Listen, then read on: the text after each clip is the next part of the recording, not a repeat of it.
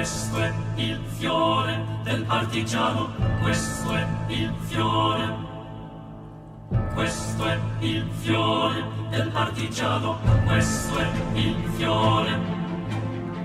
Questo è il fiore del partigiano, questo è il fiore. Questo è il fiore del partigiano. Una mattina mi sono alzato, oh bella ciao, bella ciao, bella ciao, ciao, ciao. Una mattina mi sono alzato e ho trovato l'invasor. Oh partigiano, portami via, oh bella ciao, bella ciao, bella ciao, ciao, ciao. Partigiano, portami via, che mi sento di morire. Questo è il fiore del partigiano. Questo è il fiore del partigiano. E se io muoio da partigiano, oh bella ciao, bella ciao, bella ciao, ciao, ciao. Se io muoio da partigiano, tu mi devi seppellire e seppellire la sua montagna. Oh bella ciao, bella ciao, bella ciao, ciao, ciao. Seppellire la sua montagna sotto l'ombra di un bel fior. E seppellire la sua montagna sotto l'ombra di un bel fior. Tutte le genti che passeranno, oh bella ciao, bella ciao, bella ciao, ciao, ciao. E le genti che passeranno mi diranno che bel fior. E le genti che passeranno mi diranno che bel fior.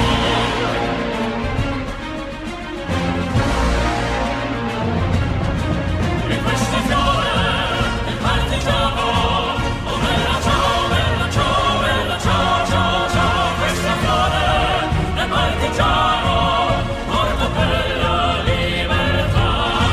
E questo fiore del partigiano porta per la libertà.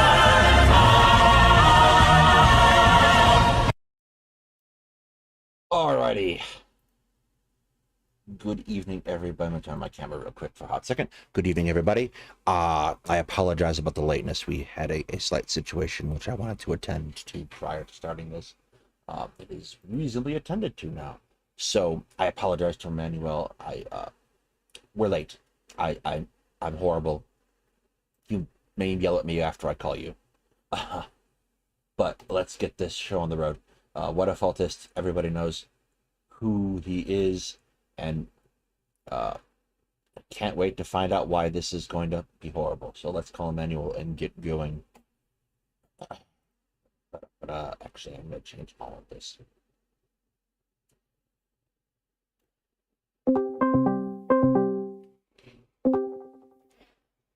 Howdy. Hello. How are you this evening? I guess we're a bit out of sync with the stream, so... Yeah, that's what I was afraid of. So here's what I'm going to do. I'll take this and pop it out. Yeah. My audio is working well, right? Yeah, I can hear you. Palm Dad, if you can hear people, or rather can't hear people, let me know. I can hear you. All right. I'm going to do this. I'm going to stick us on the bottom. Okay. All right. Excellent. Again, I apologize profusely. We just had to make sure someone was okay before I got on. and having done that to the best of our ability at the moment. That's a pretty good reason to delay a stream. Yes. All right.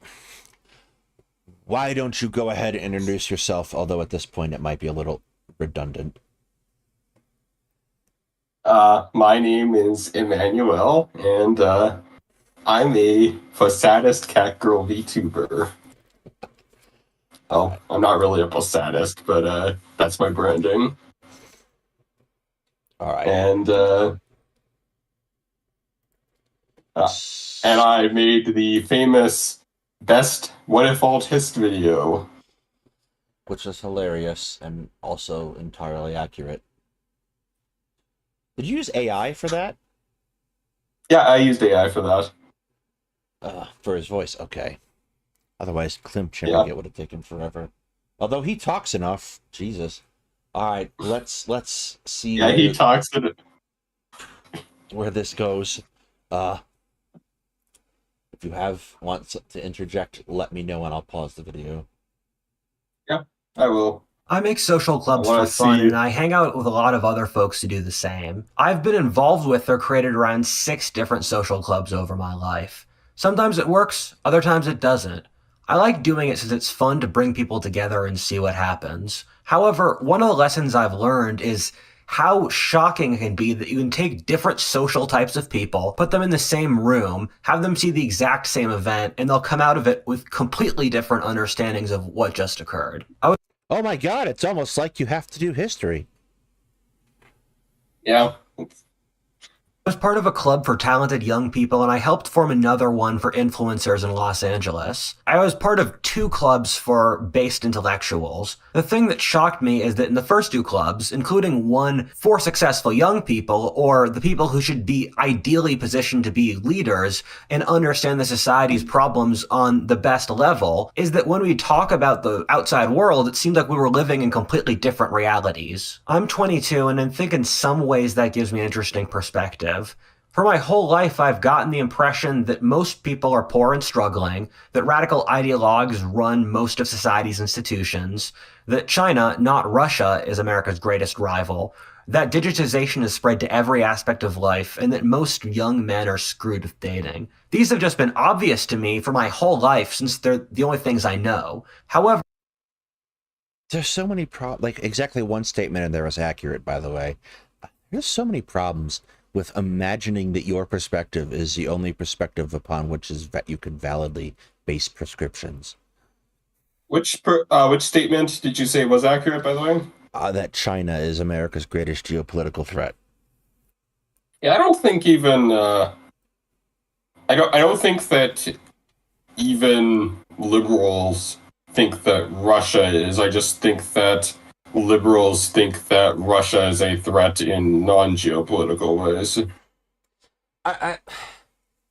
Russia can be easily categorized as a threat to the countries around it, in that they can cause a lot of death and destruction, and make a whole lot of noise, but they can't exactly, invade a country and succeed, and China can conceivably do this. So, yeah, but, the rest of these statements are so conditional based on from where you're sitting. And radical ideologues running institutions is not a conclusion that someone who is looking at our politics can really reasonably reach, because Joe Biden is not really that radical. Yeah, I think a lot of people on the right, due to the silent majority trope, have this idea that something that may very well be a rather radical position itself is the center. Yeah, there's a habit of the Overton window to move dramatically to the right. Like, what is an acceptable solution and what we're willing to talk about. Like, I knew one person who said that they thought that RFK Jr. was basically a Democrat from the 80s. And no. Not that I remember. Like, I don't recall vaccines being a significant issue in the 80s. let's anyway. This only a minute. Let's in. continue. For older folks who've lived through better times and who often don't want to see the changes I'm talking about, I'm often shocked at how they'll deny things that have just been obvious for my entire life. In some ways, it's not an age thing, since I'll talk to the successful young people or LA influencer types, and I'll be in complete shock at their inability to realize how ugly things are out there and how siloed they are inside their own little communities. I'll tell an influencer girl what a basic male perspective on dating is, or someone from New York City about Pennsylvania. Wow, this is uncommonly smaller than normal. Yeah. People are very unaware of what's going on in the world or has recently gone on. Take the industrialization as an example. The Rust Belt. So far, the spelling is phenomenal in this one sentence. The Rust Belt, you don't say or. The Rust Belt, a region of America with a population larger than Germany, lost its entire manufacturing. Manufacturing what? Industry? Which it used to lead. That was a horrible sentence. Used to lead the world with. Why? No, you can't put an interrupt. You cannot put an interrupter and then another interrupter in a sentence. Otherwise, this is like a run-on sentence with extra commas. Where are you in the sentence? I'm still I'm very lost. I'm still in the second sentence. The second sentence, which is actually 3 separate sentences. Don't think about this. Third line just after, fourth line, sorry, period. I'll even talk to people where I grew up and tell them, wait, you don't think about the rotting factories around here in slums or how all the nicest buildings are 100 years old? It never crosses your mind that this region is in decline. Alternatively, you could grow up in a town where 1/3 of the last names are German and not realize there's a big German migration to your area. Social media and the news media is globally based, so it promotes myopic disinterest in issues that don't get people hysterical. That's partly true, but have you turned on local media recently? People get hysterical about deindustrialization all the time. No one thought about deindustrialization before Trump made it to. I don't really think that's true. Weren't people talking about deindustrialization like For decades. 10 years ago? Oh. Decades. Like, I was a kid. In the 90s.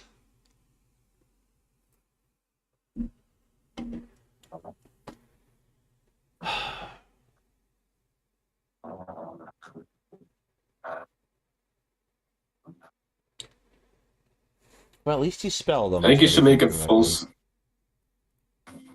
I think you should make it full screen so that it's easier to see the text. The problem is I can't see the chat then. I have to organize things. Oh, fair. As horrible deindustrialization, and I'll be in complete shock that these sort of things have never crossed their minds. This video comes from my realization of the profound myopia and disconnect from reality that much of our society has, and I keep always circling back to one historical example, the French Revolution. The only thing I can think of that connects this well to the foolishness of our era is when Marie Antoinette apocryphally said, "Let them eat cake" to starving French peasants. I think modern America has a series of incredible similarities with this that we'll investigate through this video. When I see modern society and drive around, I see a giant gaping hole with a vacuum inside it that's sucking out our society, and no one wants to look at it.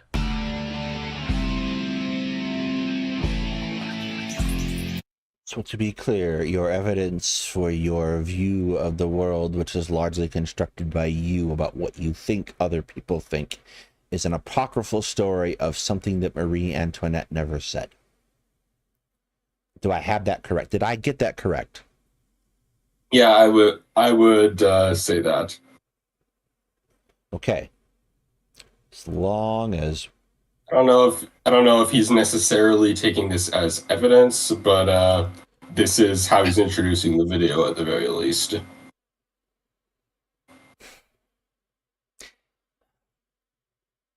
Here's the thing, like, he's stupid, but he's not stupid. You know what I'm saying? Like, he knows how to structure things in such a way, like, he has the right-wing media grift down. He's cunning. Yeah, he's stupid, but he's not stupid.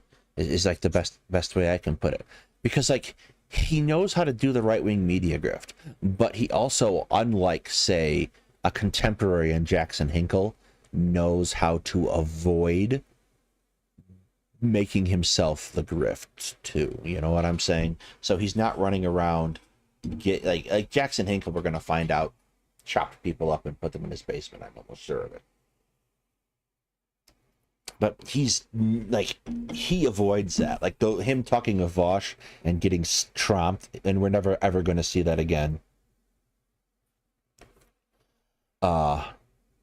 He has a certain base cunning to him. He's willfully ignorant because he's paid to be willfully ignorant. Yes. Is that what you're saying? And he's very clearly emotionally invested in his worldview. Yeah. Very emotionally invested, especially in the dating stuff. Yeah, I like how it took less than what are we at? 2 minutes and 37 seconds. It took less than a minute to get into it this time.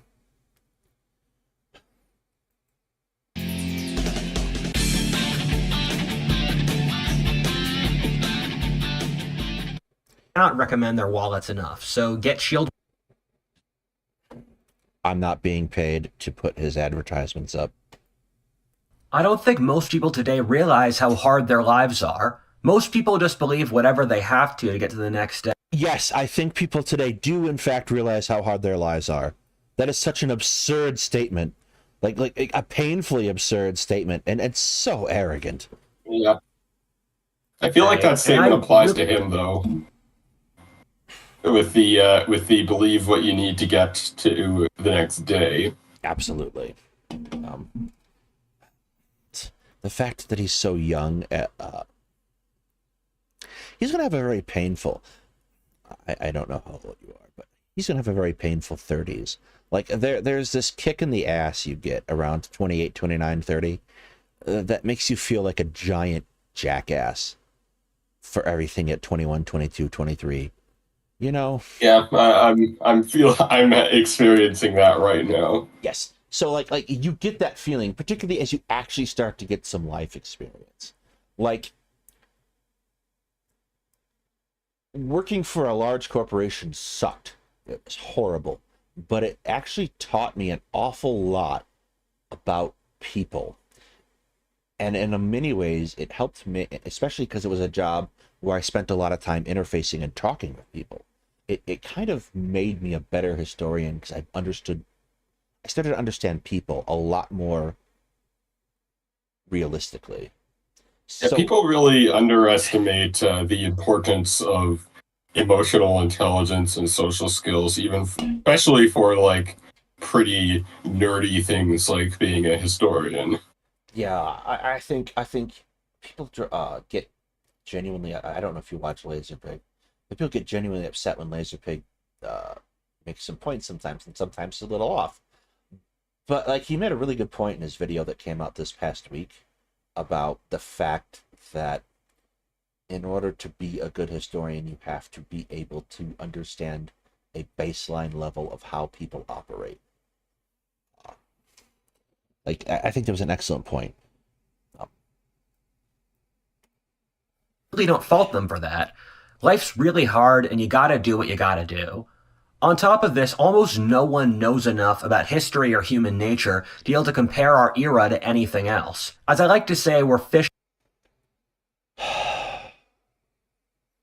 Just in a pond that have never seen the outside world, and we don't know what makes our era special. this is real origin of language. I am the only one with secret knowledge bullshit.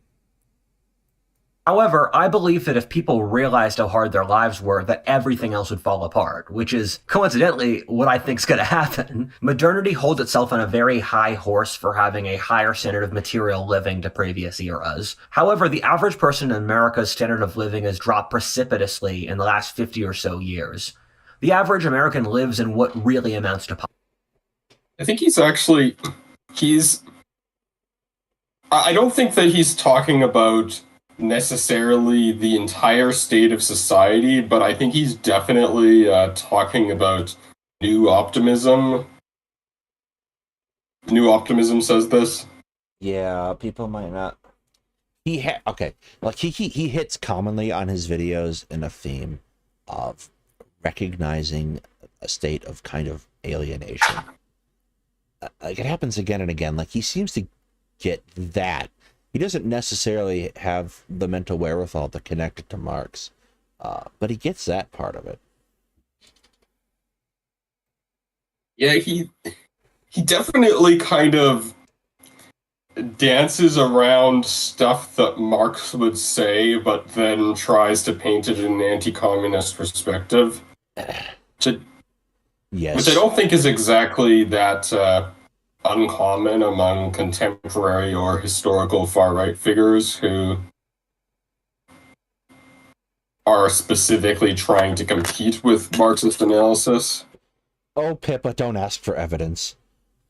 Evidence is not happening today. You know that.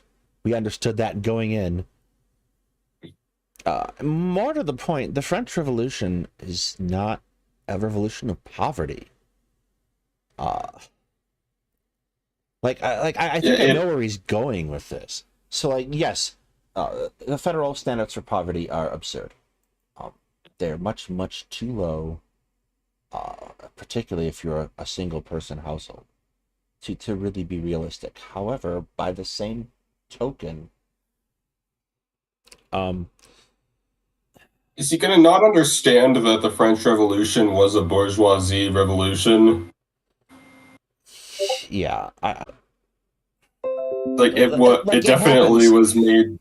It happens primarily in Paris, really, and the rest of the country's just going what the ever. They don't care as long as they're not being bothered, and it happens particularly among a landed nobility and an intellectual class. So, like, I'm not familiar enough to say whether there was I'm not familiar enough as to whether there was more of a populist push from the Jacobins than from the non-Jacobins, but do you know more about that topic? There's not a lot of wide uptake, really, outside of the areas around Paris. There's certainly not a lot of governmental uptake, and there's not really there's populism, but not in the way we'd recognize it. Hey, Titan. It's not. It's primarily happening in Paris. It's primarily happening between factions in Paris, taking control of things. Is Lucy doing a react of our react? Reactception.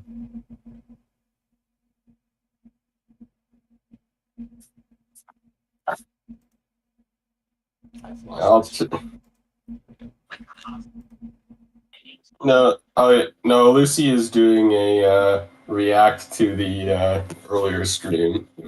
Oh, okay. Yeah, so like he's like almost on to something here. I think vaguely there's a sense of new optimism, and there is a legitimate sense of however, particularly in the United States, the engine keeps turning, the wheel is turning, even if the hamster seems a little sickly. That it might be a little stretched to say this in particular, but let's see where he goes with this. Poverty today. Half of Americans live hand to mouth now with no savings at all.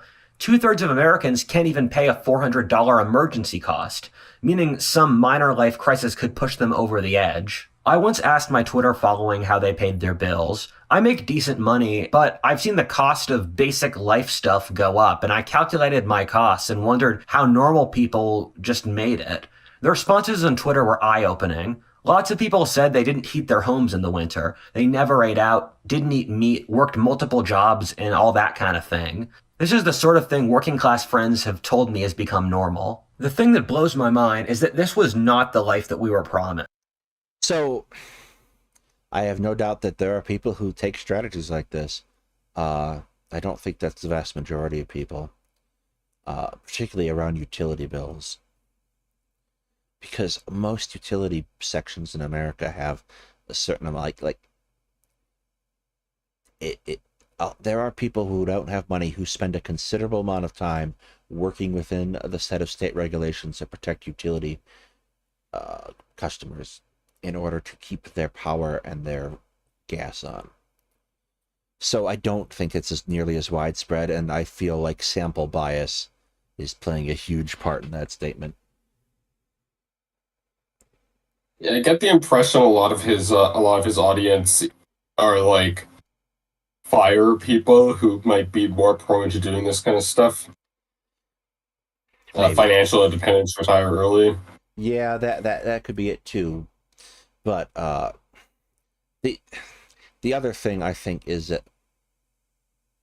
you must always remember people lie, particularly if they want to get someone to promote a narrative. Yeah, that too. Probably more important than that. Like, remember, like, you can see all those gender critical groups where they ask for stories, and they get all kinds of crazy stories that never could have possibly happened. Or produce those stories too. Like, the people on the right spend an awful lot of time, and not to say that people on the left don't, but they're not that good at it. People on the right spend an awful lot of time narrative crafting, like designing this concept of the silent majority and trying to make it look like a reality. And I feel that plays a huge part in that, because whether Rudyard admits it or not, he's part of that whole industrial complex. Yeah, he certainly is. Our society, as Fight Club so presciently said, told us we'd all be rich celebrities if only we worked hard and followed our dreams. The pain is so much more acute given people go on a social media every day and see ludicrous wealth which they will never get. A survey from a couple years ago found the average American worked an 11-hour day, and I guess the numbers are higher now. When I deal with service people like my plumber, Uber driver, therapist, electrician, I see that this has become largely normal from the out. Is that a plumber, Uber driver, therapist, electrician, as in they do all of those things? Or is that various service people and there are supposed to be commas there? Pretty sure there's supposed to be commas there. Actually, I like the idea. I think we should write a fan fiction about Whatifalthist, therapist, Uber driver, plumber, electrician. Yeah, that would hours they work. Even college students who should ideally be having fun are working much more than they used to. There's a great book named The Economics. At no point should you be having fun in college. No, you should have fun in college, but you also have to balance it against getting your shit done. College is a list of requirements to get a thing. Along the way, you might learn something. I don't think, I'm pretty sure that college students work less than they used to. Well, I don't know what trends have hit college now. And my college experience is different, right? Because I did ROTC, and which is effectively a job anyway, and took up the time and also paid for things. So, like, other people did things like work jobs in college, like other jobs that don't require running, jumping, climbing trees. So, like, this was not uncommon for people to do. The data that I'm looking at is comparing 2015 to 2020, so obviously there's the pandemic, but I believe that there has been a it was also less in 2018 than in 2000. So I think that this trend is just not true. Yeah. No, I think that percentage of full-time undergraduate students who were employed was lower in 2020, 40%. Percentage wouldn't require a whole just because the per capita is lower doesn't mean the percentage is lower. So yeah, that would seem to be the case. Then 2015, 43%. However, it's not really that significant, I don't think. It was lower in 2020 than in 2015. And yeah, a part-time student is much more likely to be working. No, that's the one I want here.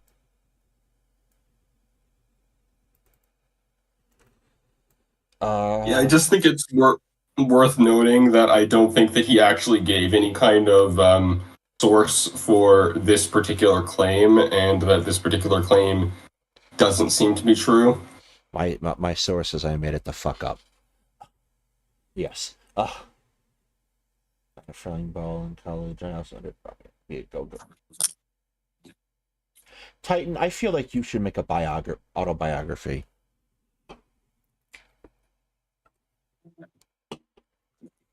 Yeah, I agree, Titan. Just this, you would make so much money.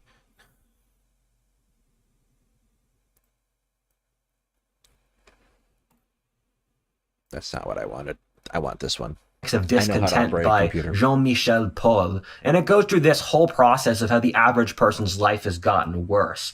And there's a lot of eye-opening stuff where it's perfectly normal for young Americans to spend a majority of their income on rent. And it's normal for people in the lower half of the economic chain to have debt, which pushes everyone to subsistence level. One of the things that's really shocking is how working Saturdays has become normal. When I was growing up, the weekends were sacred, but recently, whenever I deal with...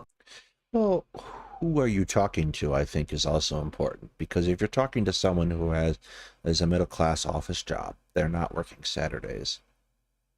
Unless they're working a essential industry like power, water, and that's only for, like, fixing emergencies. But like service workers, it's always been common to work weekends, because weekends are when all the people with the money go out and buy the things that the service workers are serving. Yeah, his parent, a waiter, his father is a professor, or a waitress is going to be, and more to the point, if his father was any kind of useful professor, they were hopefully planning classes for the next week on Saturdays and Sundays. Because students do homework over the weekend. But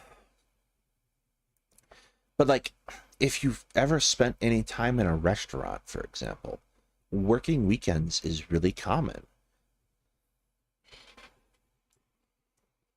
I believe it is less common in Europe, but it might be. But here in America, very common. When I was working in the call center, I worked weekends for 6 goddamn months. I was ready to tear my hair out.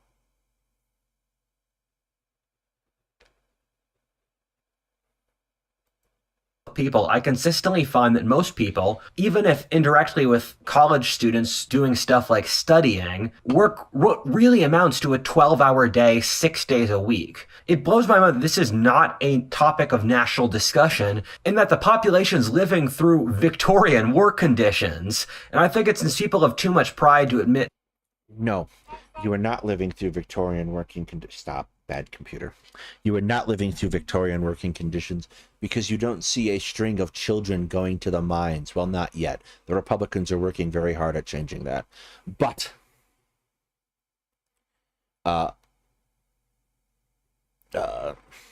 Titan, if Chris Kyle can put out an autobiography and it be labeled a true story, you can put out an autobiography and it be labeled a true story. Someone can just write some book about aliens and get it marketed as a true story and put in nonfiction sections. So it's like there isn't a high barrier to entry for nonfiction.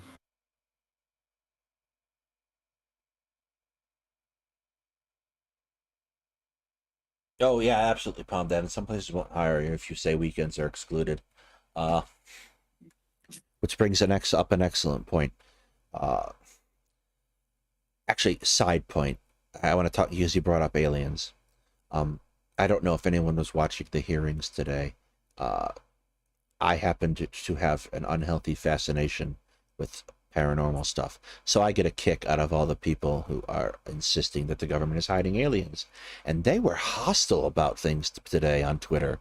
Like absolutely hostile.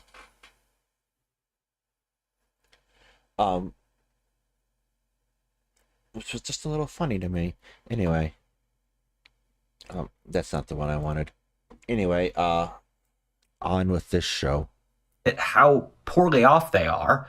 Throw on top of this how many people are in crippling debt, especially from stuff like college tuitions or paying medical bills, and you see an economically desperate population. Why do we sit here and he makes these observations again and again and again, which are true observations, but like this is something that conservatives do a lot. They never ask why. Why are people in medical debt?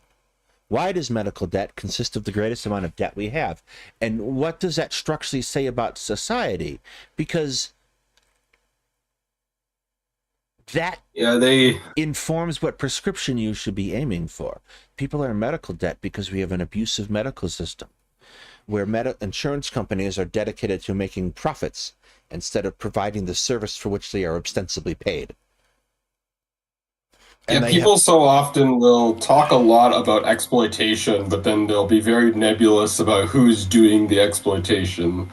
And all these things are the rent too are very artificially placed on us forms of poverty.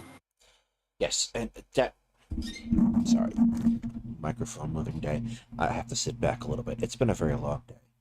Debt creation and the commodification of so many aspects of our lives is a direct result of letting capitalism run amok and pretending that the prioritization of profit is more valuable than human life.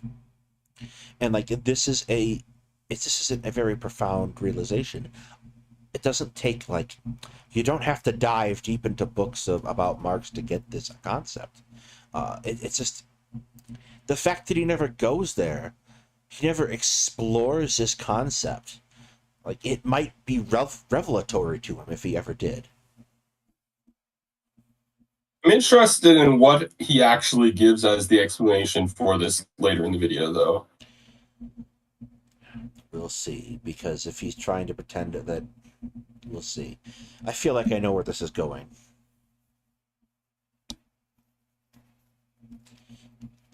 I think we should catapult a copy of Howard Zinn's People's History to him, just so he might get hit in the head by it.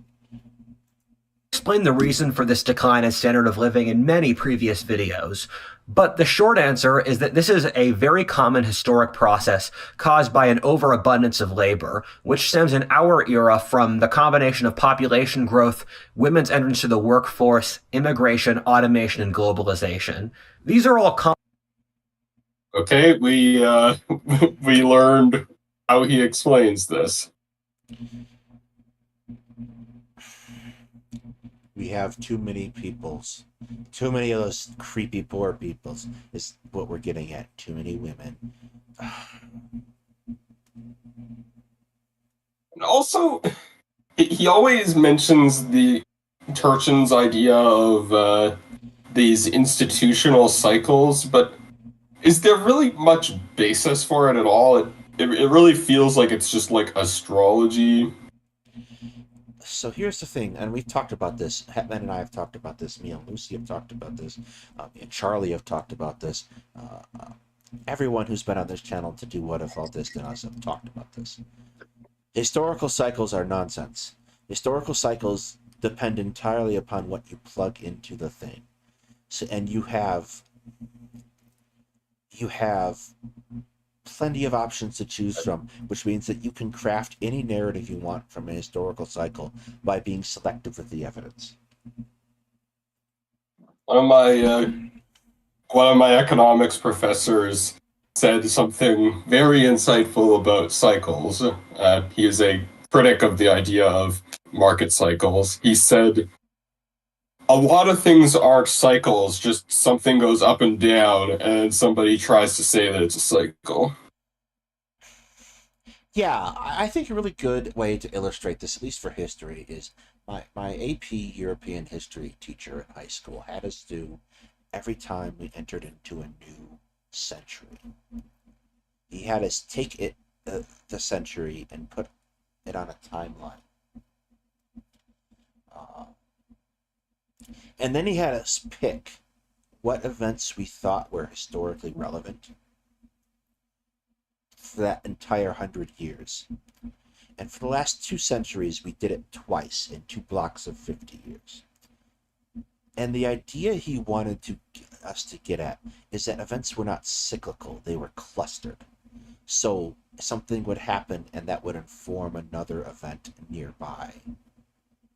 Not that you have cycles that make history predictable, because if you go into that trap, then you start to become this guy. And you start huffing your own farts, basically, because you don't know what's actually going to happen. Your ability to predict events is very limited as a human being. You really are only accurately able to get a handle on things in your immediate period of time. Like this idea of cycles, like it's so easy to create some kind of a random model that applies to stuff in the past, or even applies to stuff in a very limited context in the future, and then take this as somehow reflecting something more about reality than it actually does. Absolutely. I usually don't debate silly stuff, but it stands to the left, adverse education to brainwash kids and prevent the swing back to the right. I would argue we haven't had a swing back to the left, but that's a different story. And that's the other thing, I think, the problem with cycles is that human beings are pattern seekers. We look for ideas that explain phenomena even if we don't necessarily have evidence for it. And like our minds are very good at closing the gap between what we want to believe and what evidence we have. And that's exactly what this kind of cycle theory is, right? It's that it's our minds doing the thing where we close the gap between what we want to believe and what evidence we have. I say red pillars and like incels really do this a lot too with dating. He's probably going to talk about it more in this video, but they'll try to come up with some kind of a weird arbitrary way of predicting women's behavior and this gets into trying whole other discussion I have a really hard time with these days. It's very difficult for me to I have a hard time with people who assign qualities to men or women, like men always do X and women always do Y, because it does not seem to fit. Again, it's that cycle closing thing you're talking about. And he does it too. It's like I have a feeling that when we get down to it, if we ever discover the personal world of Whatifalthist, all the quote-unquote women he's talking about is actually one woman who's rejected him and he's never gotten over it. Yeah, I wouldn't be surprised with that. That just makes too much sense.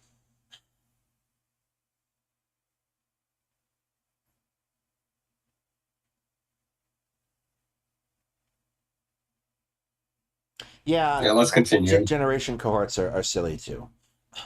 They're just useful labels sometimes, and so far as anything it's useful. Damn it, I did it again. Complicated issues with both benefits and drawbacks. However, all of them mean that there's a higher supply of labor, so that the average American lives a much worse life than before. I always use this example because I think it's easy for us to forget it, but just look at No, but see, the same thing, I can make a different argument a different way. Conversely, there's an overabundance of a concentration of resources in a capital holding class. And I can start running back to ancient examples of this happening and causing social upheaval just as readily as you can make an argument that labor causes, an abundance of labor causes social upheaval. Like, it's just flipping Or a you coin. could do something even weirder, like you could try to say that it's making large monuments causes social upheaval. Yeah, What? this does not follow from the other. Like, it does.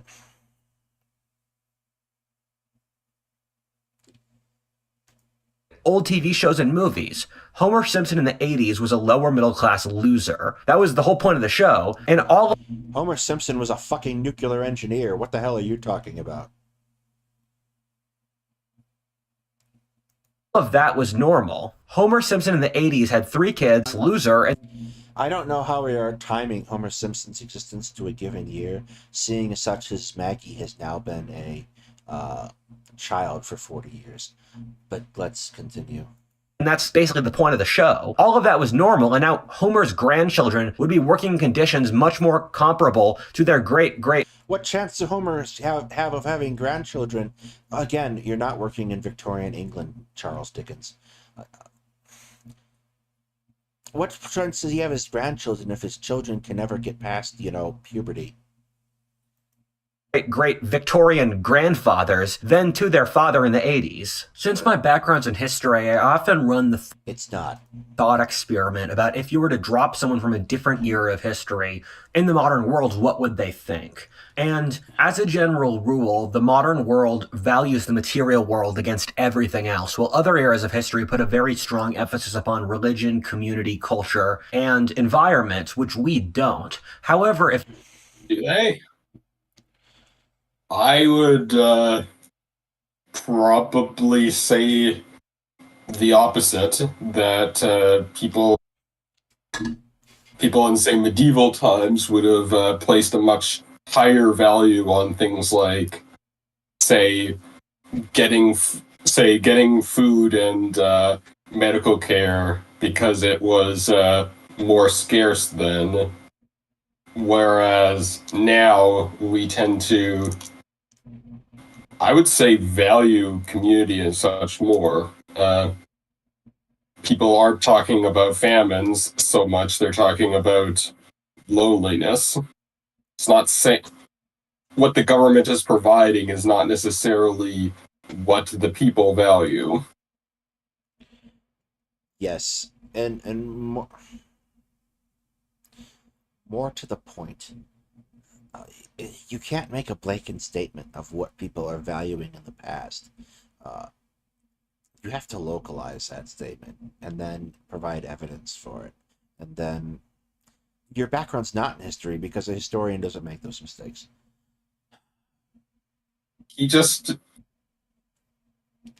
His father is an actual historian, to my understanding, but he just did a semester of history and then dropped out. Yes, no, I probably even didn't do a semester of history. Might have done a semester of history, but the point more accurately is, you happen to know his father's first name. I do not know his father's first name. Professor Lynch.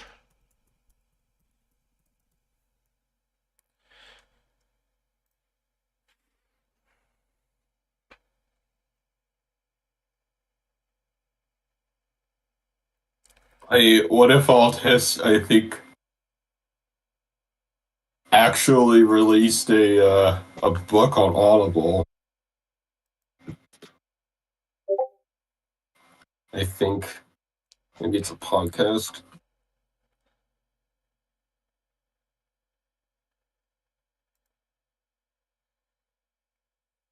Yeah, I can't find his father.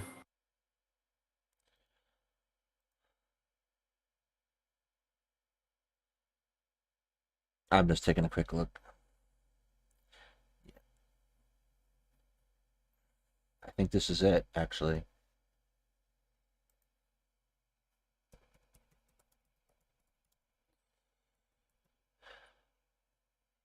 Nope, that's probably the cat's eating. Dog is acting up. Let's see. Where is this? No. Why did you do that?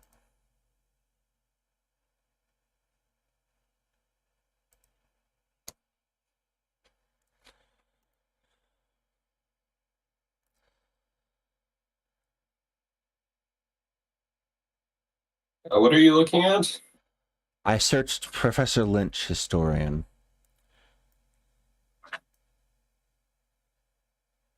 Yeah, I think we should probably get back to trying to finish the video. Holy shit, I think this is it. It's outside of Philadelphia, like you said. Maybe an hour. Oh, holy shit, I think I know exactly who this is. Let's carry on, though. If you were to drop someone from any other era of history into our society, they would say that we are failing in all of those categories. In my recent video on mortality, I talk about how humans use religion, community, family, and shared culture to offset economic hardship. But none of those exist anymore. Religion has declined precipitously, meaning there's no shared value system today or anything to draw meaning from. Religious people are significantly happier than non-religious people to a degree that roughly equals out to $15,000 a year. There's not a single successful agnostic society in history. Religion creates a way to conceptualize reality and deal with the pain and chaos of a terrifying world. Without it, we're completely lost, and this is a big cause for the almost I don't get why he says that there's no shared value system just because religion is less. Because he wants everyone to be one religion. Yeah, that is clearly what he's trying to get at, but I don't think that really it doesn't follows. If anything, I would say there's quite a bit of a shared value system, except for top-down attempts at polarizing the population. Definitely, yes. I would argue there's much more of a shared value system in the United States than, say, the Roman Empire. It's particularly towards the end of the Western Roman Empire, where there's pretty intense conflict between various groups of people for various amounts. What are you doing? The door is open. Walk out the door. Sorry. The dog is And he thinks that the... More to the point, my ability to empathize with someone and decide to help them does not principally depend upon them sharing the same religion. Community bonds form over any number of things. And the only reason that religion really feels widespread to people is because huge swaths of culture are affected by Indo-European and Proto-Indo-European language groups and culture. So you have religions, and you have similar religions because you have similar language roots, similar stories, similar gods. So to think that this is a necessary prerequisite for a community to form, particularly when he starts off the video talking about how he likes to try to form communities around different ideas, is baffling to me. It's like the most generous explanation I can come up with is he thinks that all the commoners have to have a common religion to come together. Yeah, I think that is probably the best, most generous interpretation.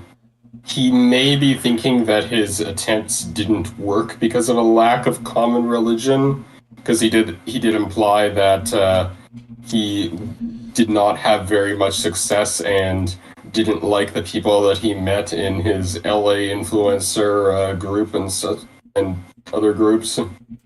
Yeah, It's true too.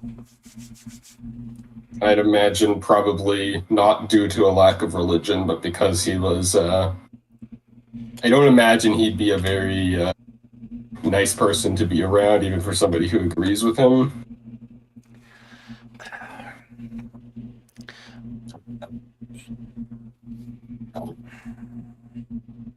Give me a hot second. What do you want?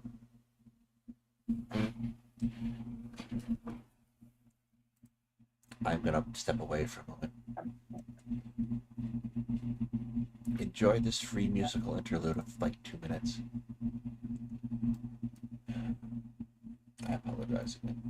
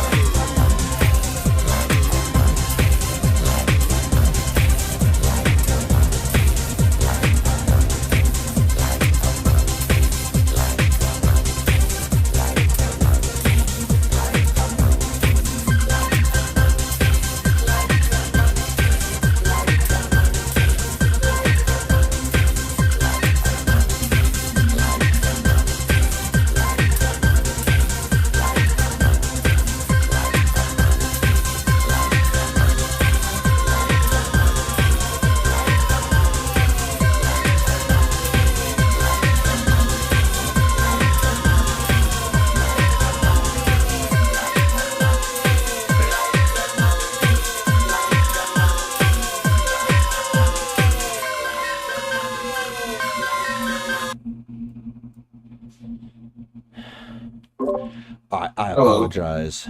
Yes. Dog I decided. did, Sorry? he's reusing this from an earlier video, and President Sunday went over all of this. I just find it hilarious how he thinks that worshipping the emperor as a living god is agnostic. Well, when you don't have a dictionary.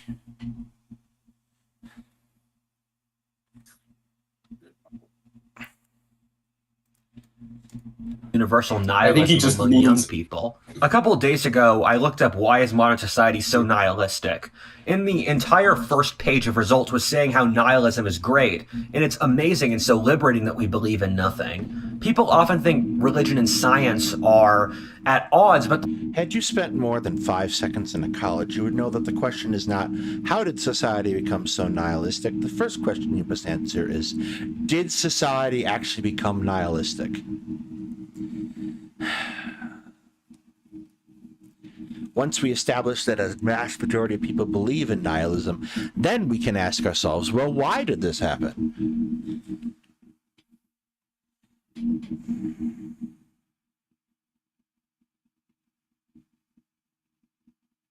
I mean,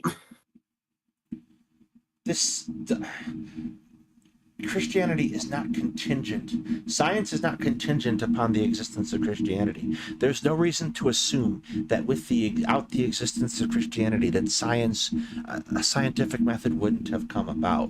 Monks invent things in the Middle Ages and in the early modern period because they're the only ones who have the goddamn time to invent things.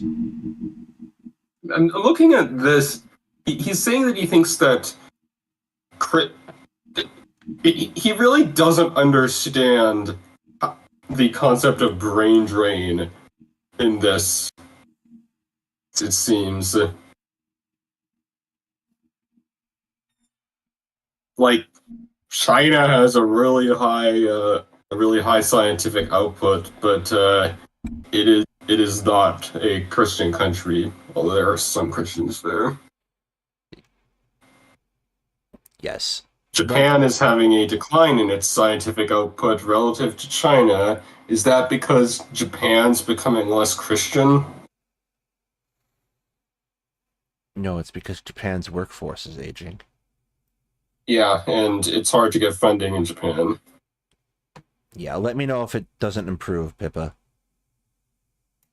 the reality is that they play into each other. The reason the West prides rationality is since Christianity does, and as Christianity's gotten weaker, science has declined in the West. It's not a coincidence America is both the most technologically advanced and religious society in the Western world. Communities have completely collapsed. Is it? I don't think America's the most religious society in the Western world. I don't know what. The Western world is a nebulous, Like, does he just, by Western world, does he just mean countries that he wants to put on the list? yeah, the Western world is a nebulous term depending on what white supremacist you're talking to that day. Like, The United States maybe the data would include number 66. So false number 2, Iran is number 3. Switzerland and Canada are the least religious countries at 84 and 85. Let's see what the top 10 are. The article doesn't. Oh, it's one of those stupid ones. Morocco, Jordan, Turkey, Qatar. Turkey probably should be counted in the Western world, at least now. It's certainly interacting principally with Europe. But it's like a junction sort of idea. Like insofar as the fact that continents are a combination, not to go down the what's his face rabbit hole, but that continents are a thing. Like Turkey is a junction through which you connect the Middle East and Asia to Europe, and the steppe to Europe. Egypt, India, United Arab Emirates, Iran, Israel, which exists primarily because of the Western world, and Saudi Arabia.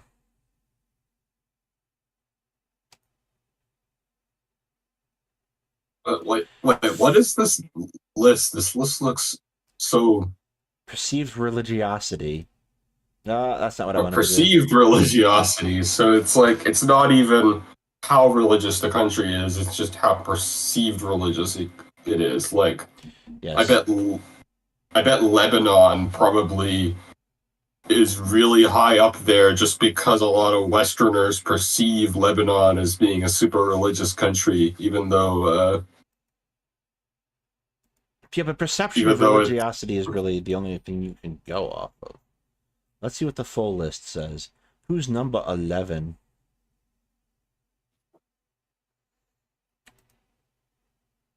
Just load up the whole damn list and leave pictures out. Indonesia, Bahrain, Sri Lanka, Tunisia, Algeria, Bangladesh, Thailand. More! Kazakhstan, Azerbaijan, Myanmar, Uzbekistan, Mexico. Look, I think everyone should be very impressed that I'm doing all these pronunciations correct. Philippines, Romania, Brazil, Ghana, Serbia. Romania would probably be the thing to say as the most religious country in the Western world. Like it's very clearly in Europe without much disagreement, and the fact that he's going to omit Romania is yeah, is the Dominican Republic not in the Western world? That like I think some people might say that like some people will try to say that anywhere that's not United States or Canada in the Americas isn't the Western world. That's still some like again because it's such a freaking nebulous to Greece. Let's say is Greece not in the Western world? Bearing in mind that Greece is considered the progenitor of the Western world from their standpoint. Also, I don't necessarily. Anyway, we have become sufficiently sidetracked. This will be a nice long stream, everybody.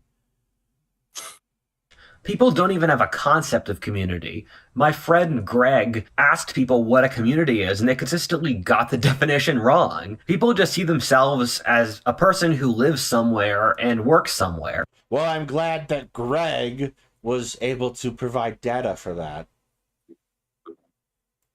The idea that almost all humans had over history, of having a family and tribe of people who they knew for their whole lives and who would back them, is completely lost. The amount of friendships have collapsed by an incredible amount, with around 20% of Americans. Is this according to Greg?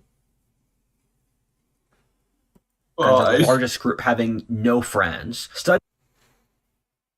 I don't know if, like, I don't feel like knowing what community is that reflective of how much you value community? Not necessarily. Like, on more of a point, a person can be in a community like for example, having a sense of family. He's trying to talk about as a certain sense of community. Is Greg peer reviewed? I don't know. Greg. I hope he is. Well, apparently, maybe Whatifalthist is his peer, in which case Greg is very well peer reviewed by a moron. Anyway, so here's the thing. Like, take the cultural phenomena of LGBTQ people having found families where they have been kicked out or excised from their family or don't find sufficient support from biological family members and come together in like families of their own in order to replicate that structure. Would Whatifalthist count that? Because in those cases, I think the concepts of community become very strong. I can testify that in such communities, there's a very, very strong valuing of community. The quote that everyone uses is that blood is thicker than water. The full quote is that the blood of the covenant is thicker than the water of the womb, which implies the exact opposite of what we commonly use the quote for. And like this entire sense of community doesn't exist, principally doesn't seem to really exist among people or only seems to exist among people who, you know, don't get those kinds of concepts. That community is bonds you form, not necessarily bonds you're born with. Studies have consistently found that interpersonal relationships are the biggest factors in long-term happiness, as well as being one of the most important factors for physical health. Being lonely is the health equivalent of smoking 15 cigarettes a day. Most people don't know their neighbors anymore. People feel completely isolated and like their lives don't matter at all. I've repeatedly mentioned in previous videos how family is one of the most important factors for how society works, how you can use family structure to predict political ideology and social structure. Due to a combination of birth control and the breakdown of religion, the traditional family no longer exists. The norm has been for broken families among the lower and middle classes. I don't have the Did energy. you go over this? This one I have not. I barely have the energy. I have to recharge after every Whatifalthist video. I swear to God. Yeah, that's why I haven't really reacted to them that much, and I started making the AI generated Whatifalthist videos because I couldn't get the energy to do reactions to them. But I think this family structures thing is just complete BS. Well, more to the point. Stop. Bad. I'm gonna start beating Google Chrome into submission.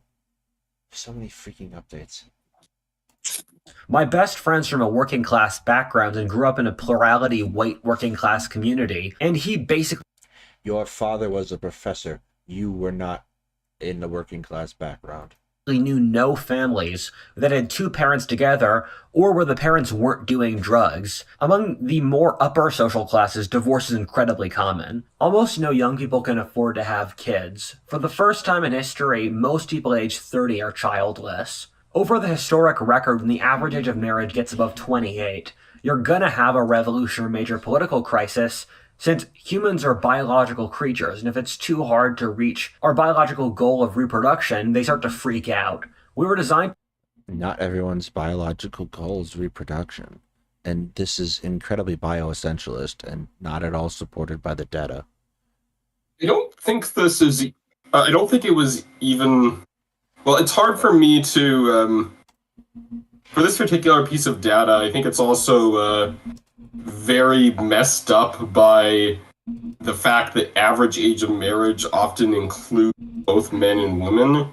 But I don't think that it was related to... I think there were plenty of historical times where men's average age of marriage was over 30. At the very... This is from the United Kingdom, 1770 to 1837, 25.1. The average age of marriage fell over time. The average age of marriage was almost 30 from in the 1600s, so I don't know about average age of marriage in ancient Greece, but I know that Aristotle seemed to think that men should not be married until their 30s, or I think maybe even their 40s. Yeah, in 18th century America, the typical age of marriage for middle to upper class white women was 22 and 26 for men. The 1700s being when the American Revolution took place.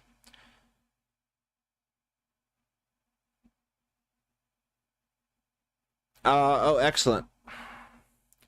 So...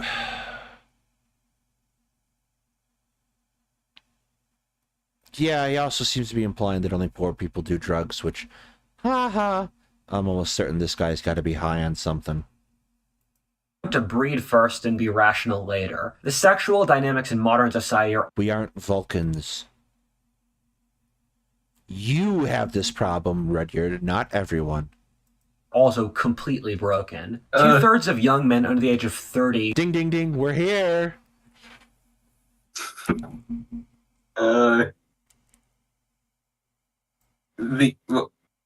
We're here! I think people look at this data and they draw so much from it when it is a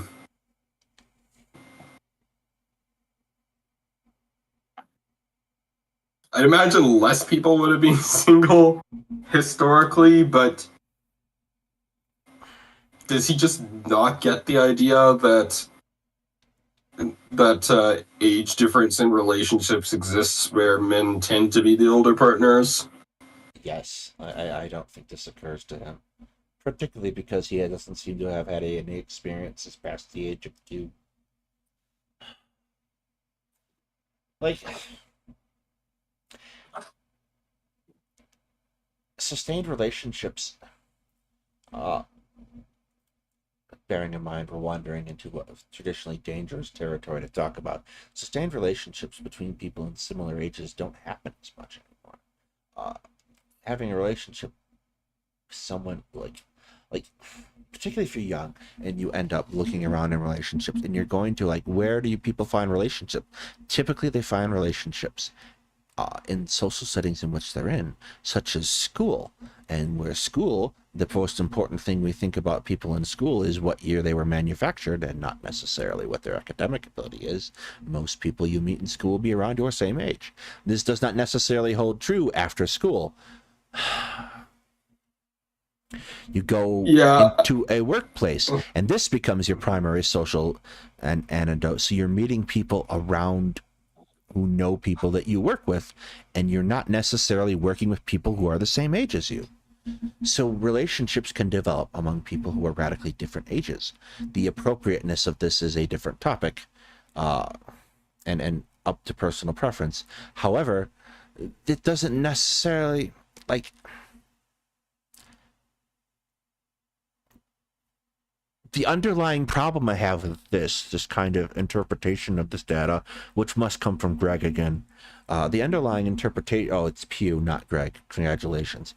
However, the underlying problem I have with this is that he kind of is he's kind of implying that you are entitled to a relationship, and that's not the case.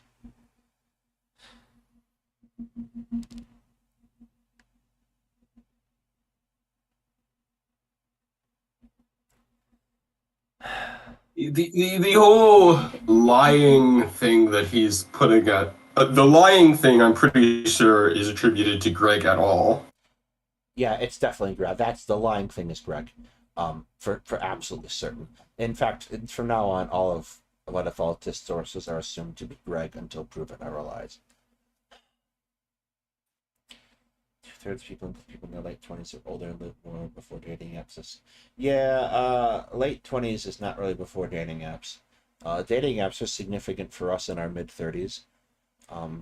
For example, why do we think, as I mentioned in Sunday stream the other day, why do we think Hetman's not here? Because he's cleaning up on dating apps lately.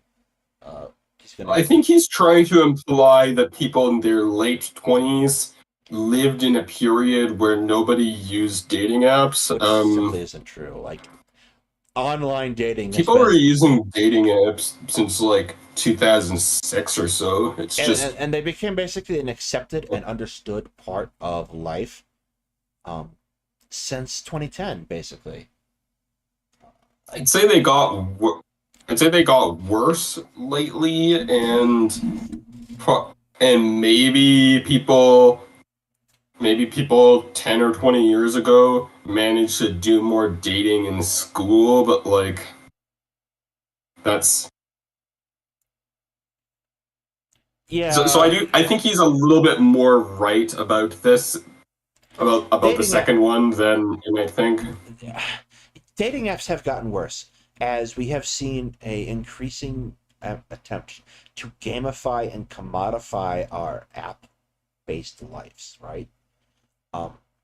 To make them like games. Like we talked about this the other night, again prior to Sunday's debate. How most of these dating apps are owned by a single company. That's gotten worse, absolutely, but it's not like they're new, and it's not like they didn't have a huge impact on people getting together, like in the previous decade, like a huge impact. Most of the people I know currently who are married now met their partner through a dating app, and in my age bracket. So like it's not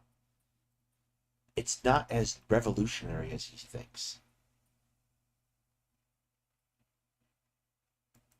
are single, and I think the number's around 80% for guys in my age category. Median sexual activity among Gen Z is at the lowest level since the Victorian period, when women couldn't show their ankles. 1/3 of young men under the age of 30 are virgins. 40% of women are on a trajectory to be lonely spinsters for their whole lives. We'll get back to this later in the video. That's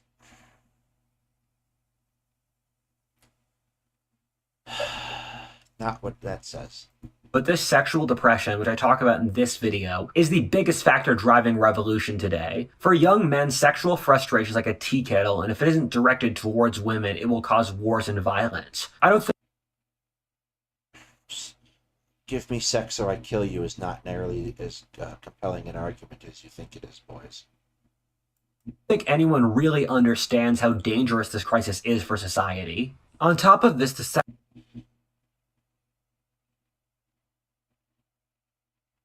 Society tells modern women they're perfect the way they are. I'm sorry, I just read the first two sentences and my brain broke a little bit. I don't. What? No. I don't know. I don't. Has he been to a supermarket lately? Stepped into the checkout aisle and looked at the magazines? I guess he probably. Why would you think this? I get he's excluding trans women from it, and like, Well, not gonna necessarily blame him that much for that, but it's like even not excluding trans, even if you exclude trans women and try to argue that society is telling cis women that they're perfect the way they are, when you have people screaming about a plus size model on the cover of Sports Illustrated swimsuit edition. he's also saying that what, like, has he talked to a woman? Like, In theory, he claims to have. He has claimed to talk to a woman. But does he? I don't think that. I think the only women that really blame all their problems on men are TERFs who aren't even blaming their problems on men. Yes, they've moved on to blaming their problems on trans women who are women, so there you go. They've missed the mark entirely. Anyway, all of this is wrong, everybody. Just wrong. Women. The article you posted not but a frame ago says that women. You made an argument that single women are empowered. Why? You can't even make a consistent argument. Fine. sexual dynamic is destroyed by social engineering on part of the left. Young women often act in I'm part of the left. We did what now? If we had all this power, do you think we'd be sitting in this system right now? It's like how he always talks about how the left rules everything, and then he shows like a photo of a leftist getting beaten up by a cop, and then says that this is them ruling everything. incredibly irresponsible and entitled ways. Given in this culture, if you criticize a woman for anything, you'll be called sexist. And society... No. No, never mind. tells women to project all their anxieties and problems onto the patriarchy. Implicit in the belief that women are perfect... blanketly oppressing. One sex is blanketly oppressing the other. Unwilling to look more critically. What you are effectively doing is given half the pot. Wait, what? No incentive to work with you or any way to... Giving half the body. That's a typo. Yes, it made my brain skip like a record for a second. Effectively gives the other half privileges, no way to improve themselves. Oh, these are sentences. No, they're actually sentence right. Why glorify which is why glorify the losers. I mean, like, there's definitely a portion of the left that is like contemptuous to men's problems, but I don't even think that's the most popular portion of the left, or even particularly a left thing. Like, the right is so contemptuous to men's problems too. They just will. They just pretend not to be. And this is like, okay, this at the risk of retreading all of the ground that we just escaped with Keffels and Needlegate. There are portions of people who claim to be on the left and don't make leftist arguments and instead attack people. And they do this about any variety of number of issues of race, blah, blah, blah, blah, blah, etc., etc., etc. And that's true. That's not, however, everyone. I am pretty sure that, both the kind of, and that's I'm pretty sure that the Voshite approach, at least as far as men's problems, is gaining more popularity, and I think that also LGBT rights movements lead to a lot more care for men's problems, even though they kind of try to virtue signal it as not being such. So I've actually watched a couple times, and Vosh has been like explicitly speaking to men, and I think he's got the right idea. It mirrors what I would say to young men and have said to young men on the street. The other thing I would point out about this, and I had this talk. I don't know if you've watched many of my videos.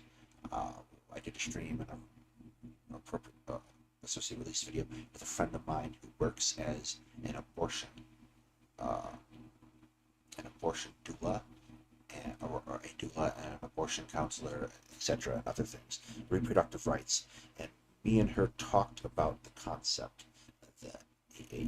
of feminism and LGBTQ awareness and rights lifts all boats because it gives men space to redefine manhood in healthy ways, to kind of chart their own path forward, right? Yeah. If you want to try to make it so that trans women and assigned male at birth non-binary people can have more room to do things with their lives, you basically have to provide it for men too, like cis men. Yes. And same with also trying to be supportive to trans men. It helps cis men as well. Yes, and it's not even necessarily a case of like doling things out so much as understanding makes us better, right? Like it makes us. Yeah, It creates more room inside. Like stripping away a concept of toxic masculinity creates more room for positive masculinity. It's so offensive to me that these so-called men's rights activists are basically all coming out against trans people, and it's like it's very clear that they never really took this seriously. That they don't care about the rights of men, or like they won't or trying to reduce such bias. They were always just a anti-woman thing. Yeah, I think ContraPoints' video on that was actually excellent. Her most recent video, not so much. This video, yeah. Which modern society believes it results in, if there are any problems in your life, they must be someone else's fault and thus men's fault. At the same time, it gives young men no direction in life, thus resulting in few developing their masculinity in healthy ways, creating a class of cold, sociopathic, effeminate, or downright creepy young men. Did he just do gay-coded villain stuff? I feel like we just did gay-coded villain stuff. You take the name of my city out of your mouth. He said a thing about the left abdicating responsibility, and I think I probably saw a clip where he explains this more, but Yeah, he did. I Yeah, I do. think he did that. I think that's exactly what he did. I think he decided to queer code villainy there. Yeah, I think probably too. That's what it feels like. Go fuck yourself. Oh, Ricky, go fuck yourself. I'm going to cut this segment short since I don't want to rehash ideas I've covered in old videos, but you struggle to find a single institution that works well and properly in modern America. The universities have I can take a letter tomorrow and mail it halfway across the country, and it'll be there in 2 days.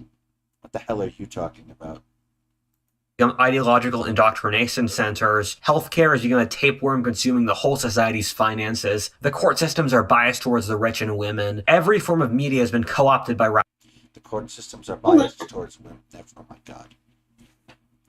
I mean, they are to some extent. I don't know if he's. I don't think family law is as biased as it used to be, but like women do get off with lesser sentences for violent crimes. That's a legitimate thing.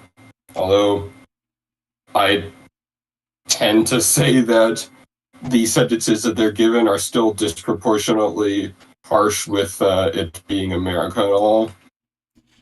Yeah, try being a woman getting someone convicted for rape, though.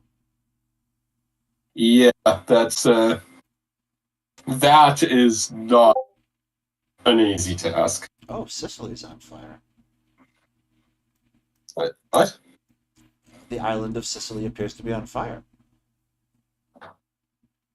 Oh. The women must have done it. It's the only possible explanation. Or it was Greg. I think it was Greg. It was definitely Greg. Greg. All right, let's try to get through this. radical leftists. Congress doesn't pass laws. The dating apps don't get people into relationships, and social media leaves people lonely. Our society has tried to substitute real things like community or natural food for fake things that are worse quality, like social media or fast food. This leaves a hollow society that doesn't function. This is a lot like the French Revolution, given in both cases, the average person was pushed into poverty, with no opportunity to raise a family, and with every aspect of their culture barely functioning. The only people winning were a very small amount of the very...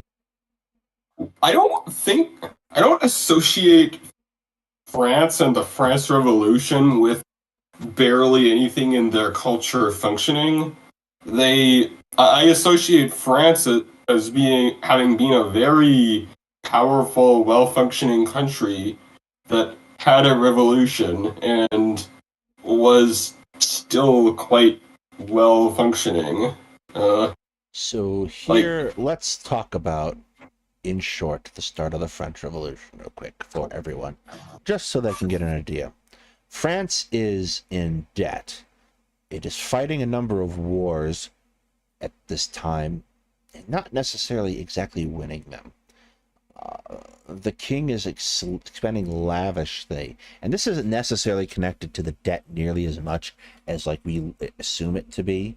Like, yes, parties are expensive, but they're not that, you know. Versailles isn't what's bankrupting the country. It's principally France's wars. So in order to pay for these things, the Bourbons reorganize the country, and they start imposing heavy taxes on the peasantry. Yeah, the taxes were regressive, correct? Yes, the taxes are regressive, very heavily more imposed upon the peasantry than they are upon the first and second estates, the nobility and the clergy, or the third estate, with the third estate largely comprising of everyone else. The third estate is the state's assembly is the French effectively legislative branch at this time. The third estate is composed of principally the academic and middle class merchants, who are also affected by the taxes, but a little bit better able to weather them because their principal they're providing goods and services instead of food that they need to survive as well. So people are going hungry because the taxes remain, but they experience famine more to the point. And the people are going hungry, and this starts kicking off And this starts kicking off these crises that lead into the French Revolution. And the French Revolution is a whole lot of events, and it spans 10 years. So it's not that easily explained as what Whatifalthist is about to do. So this is not a case of societal collapse. This is an environmental pressure placed upon a society that is already experiencing an extreme event that is crippling it economically, and foreign events that are causing hardships. So this is not a very accurate analysis at all of what factors lead into the French Revolution. Because France had a lot of stress put on it, but it definitely was a very well-functioning state at the time. It's effectively a model of efficiency for a monarchy at the period. Yeah, so I guess it might make it closer to what the United States actually is, but it makes his narrative that he's trying to push very... the narrative is off, yeah. Exactly, Pum. But there were different revolutions happening inside the French Revolution, and once the initial dam kind of breaks, it breaks in such a way that people are hopping over themselves to get power, and this doesn't really cease until Napoleon takes power out from underneath the various revolutionary governments. So, no, not even remotely. This ties in a bit with the Sunday did that the Jacobins, they're who we normally associate with the French Revolution, but they came into power afterwards. I believe they were the people right before Napoleon, and they're prominent, but they weren't that prominent a faction beforehand. Yeah, they're the guys with the red keppies, hats. Yes, and like, there's no also very, you cannot argue that the French Revolution is not horribly violent. Anyway. I was... Yeah. No, I'm just out-wicking Wick before it happens. I was bringing this up just to try to say that they were a faction that wouldn't have been able to get any kind of power without violence. Yes. Yeah. Okay, this is...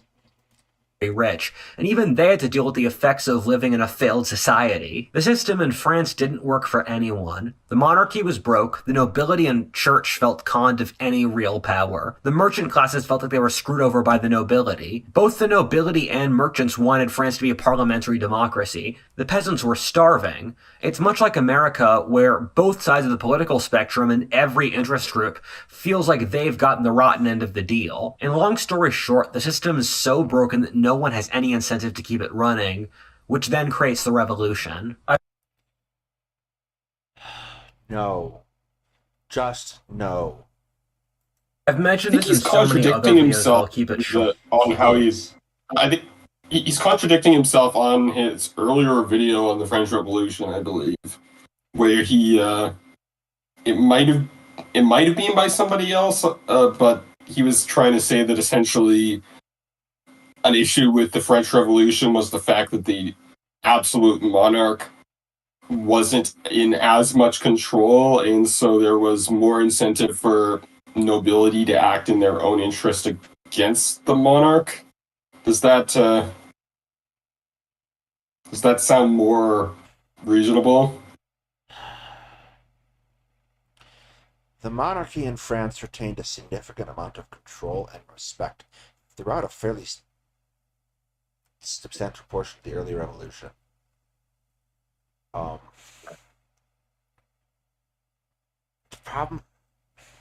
problem I have is people are working very hard at trying to keep France operational, just as readily as people are working very hard at keeping America operational. And he would know this if he managed to pull his head out of his ass for 5 minutes. He must be aware.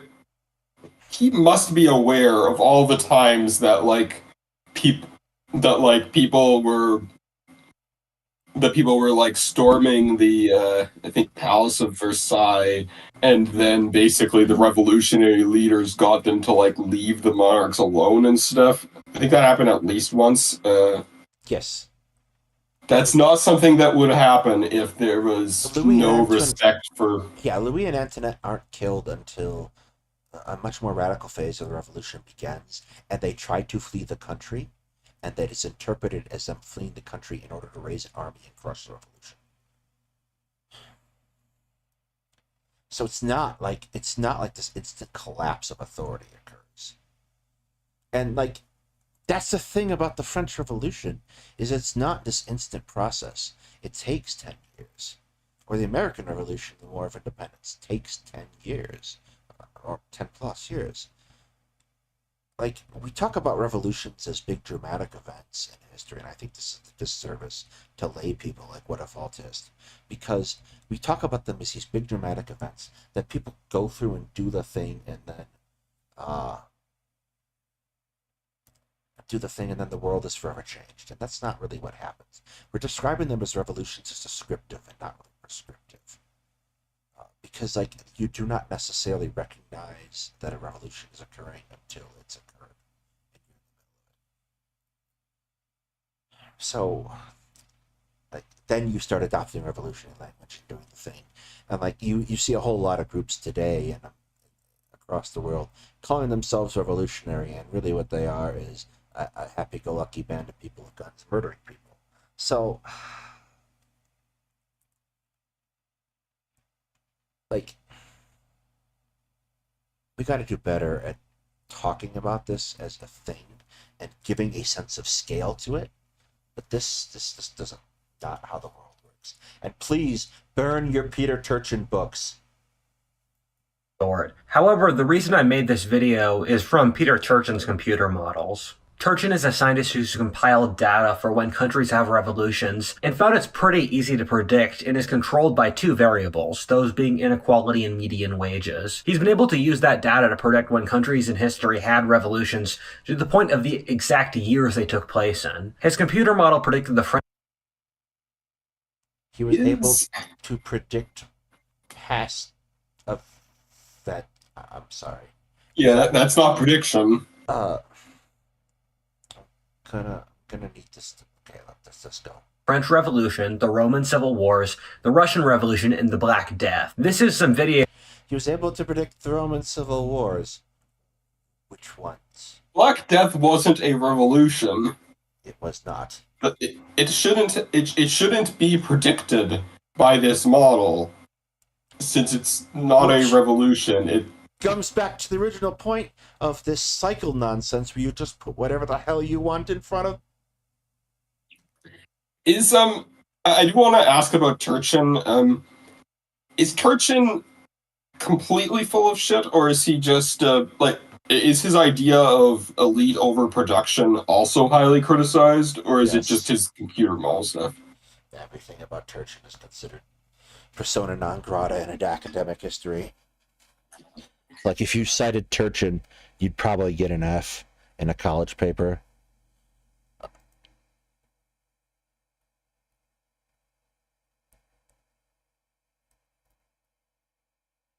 Yeah, he tries to argue pseudodynamics, and he is absolutely 100% full of shit. I predict I had a sandwich for dinner. My prediction was correct. Yes. No, he's not predicting shit. He's trying to even arguing. You have to make so many assumptions to put a mathematical model and flatten out so many cultural differences. It's not useful. So Turchin isn't really well regarded in academic circles. No one is having a discussion about Turchin anymore in history at all, remotely. Not a word. And no one has been talking about him for quite some time, because everyone recognizes that everything he talks about is overgeneralized and therefore not useful. Videos I've made to cover this topic in some greater depth. As I've explained before, these secular cycles have occurred every 200 or so years for as long as we have records, and always break the previous era of history, ushering in a new one. Yeah, no, he's just those things there are very heterogeneous. A lot of he's combining plagues and so collapse of Indus Valley and Minoans. That may have been. I believe that's considered to possibly be a product of some kind of a global climatic event. Yes. Why Rome and the Han Empire apparently collapsed twice. What? I think he's just trying to get at. I think he probably just had in his notes collapse of the Roman Han and one, this and is then also just apparently realized supposed to be cyclical, and it does not actually appear to occur at regular intervals. Yeah, it's just the collapse of the Franks. I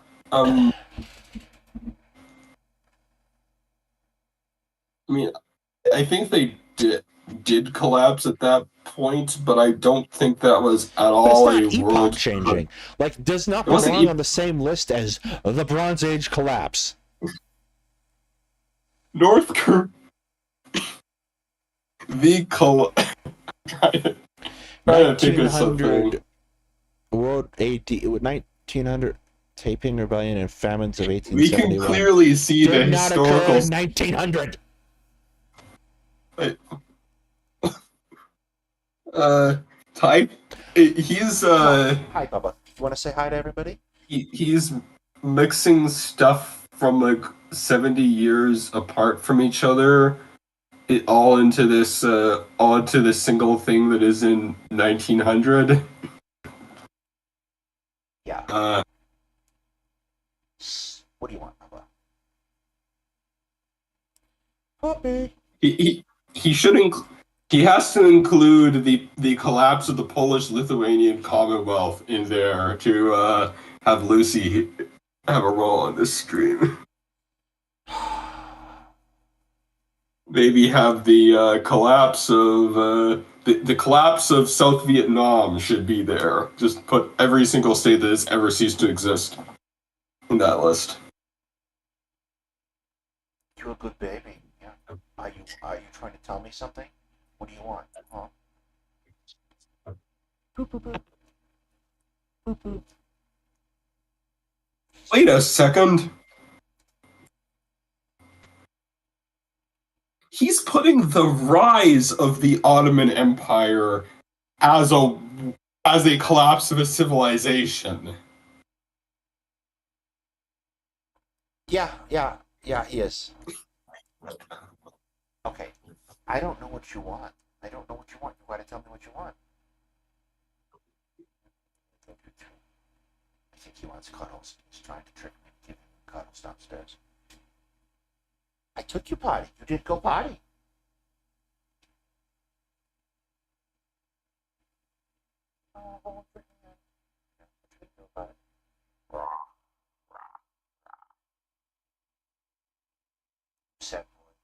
Sorry, the dog is very sad because I went out for dinner.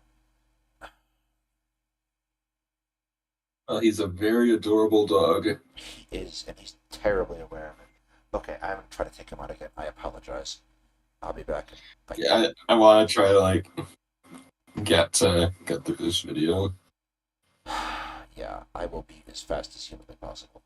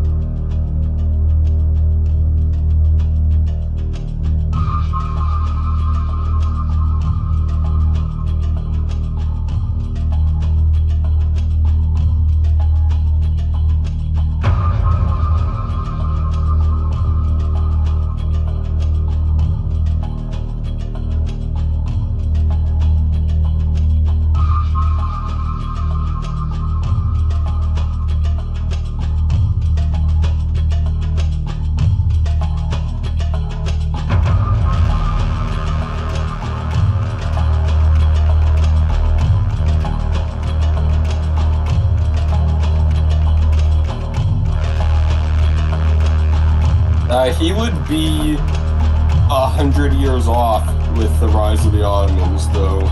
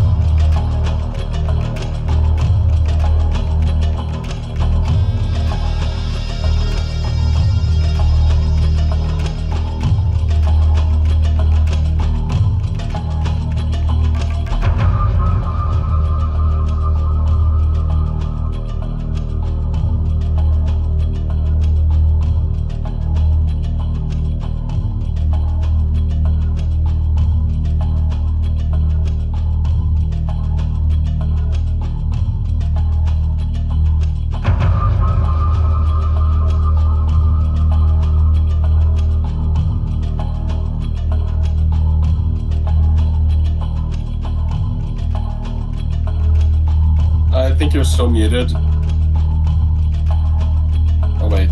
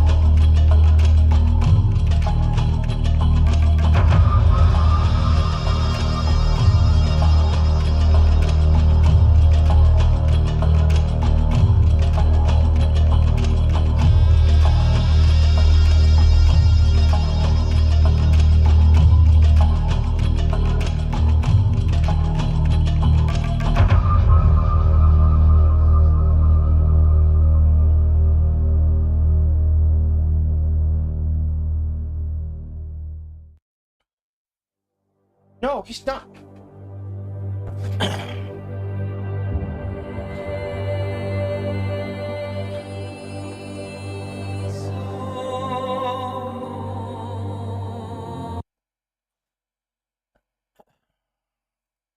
Welcome back.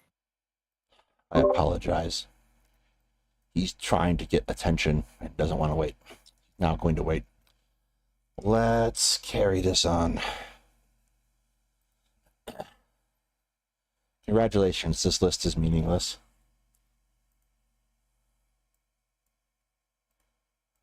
Kurds, and always break the previous era of history, ushering in a new one. The terrifying thing is that 15 years ago, his computer model showed America had all the variables lined up for a crisis like this. He predicted at the time that the 2020s would be a very rough decade in America. The scary thing is that the reality has exactly lined up with this. From all these points above, I hope I can show how all the variables line up on a material basis for America having its own political... You have not introduced any variables. He just has like a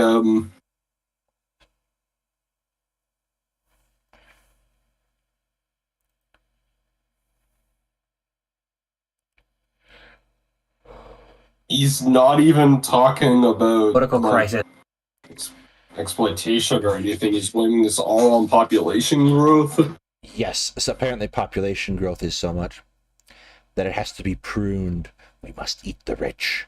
No, wait, that's not it. That's not right. Hang on. What's a Whatifalthist answer? We must kill the poor? Kill the poor. That's his answer. This on the scale of the French Revolution. It isn't just possible, it's likely. Before we continue with this video, please humor me for a second for a shameless plug. You all so that it did leave to be libertarian presidential candidate manager, Apple. Marie Antoinette probably never... I will not humor you. said, Yeah. let them eat cake. However, the reason that myth has caught on and stood the test of time is that it's indicative of an elite that is so detached from reality that it is completely incapable of seeing what's actually going on. There's a real difference in having rulers that understand your problems and just don't care, and those who can't even mentally process it. This is something that has occurred in many eras of history, but is also true today. The classic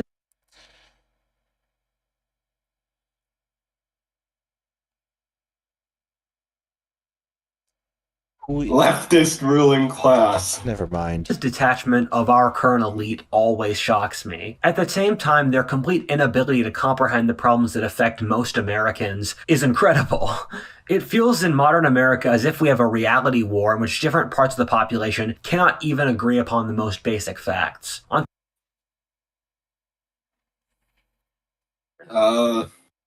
This is as I don't. What people on the right are supposed. People on the left are supposed to not believe the power corrupts. Like, has he just not spoken to any leftist at all, it's or entirely read any Marx? no, it's absolutely positively certain that he hasn't read any Marx. Yeah, I think he probably read the Wikipedia article of the Communist Manifesto, if that.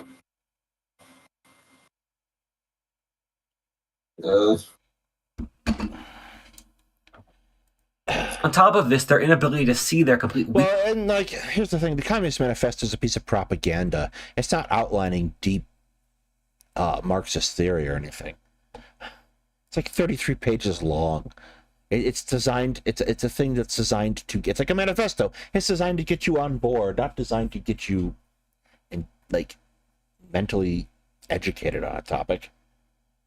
weakness and impotence is really shocking. That might not be pleasant for some people to hear, but every major conservative public figure, whether Donald Trump, Jordan Peterson, or Andrew Tate, have had literal legal action taken against them, yet there's no equivalent on the left. A horrifying...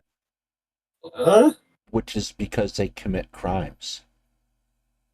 Not every public figure has had legal action against them. These people committed crimes. Donald Trump tried to steal an election. Andrew Tate trafficked women. Jordan Peterson is using a position of authority. It's not really a legal action. It's a disciplinary proceeding. And he's using a position of authority in order to push bigotry towards specific groups of people. And he's doing it from the platform of his university. Not to mention that he also has this Patreon thing that where he's basically extorting money from people with the idea that he may give them a counseling session that turns out to basically not be a counseling session. Like that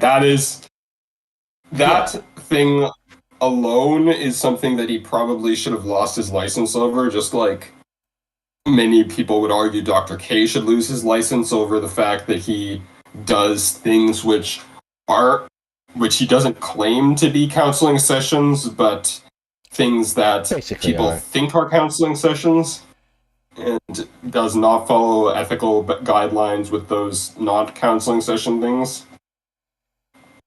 Yeah, and let's not even bring up not so erudite. Yeah. Look, there are whole total amounts of great therapists out there. You got to look for them. You're probably not going to find someone streaming online who's a great therapist. Let's be frank.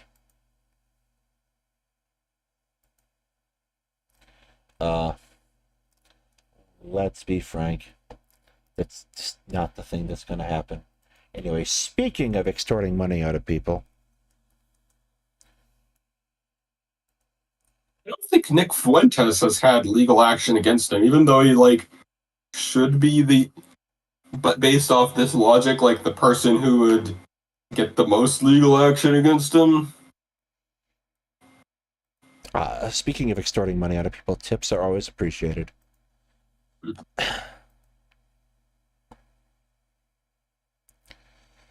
If you give a tip, then I'll say Nyan.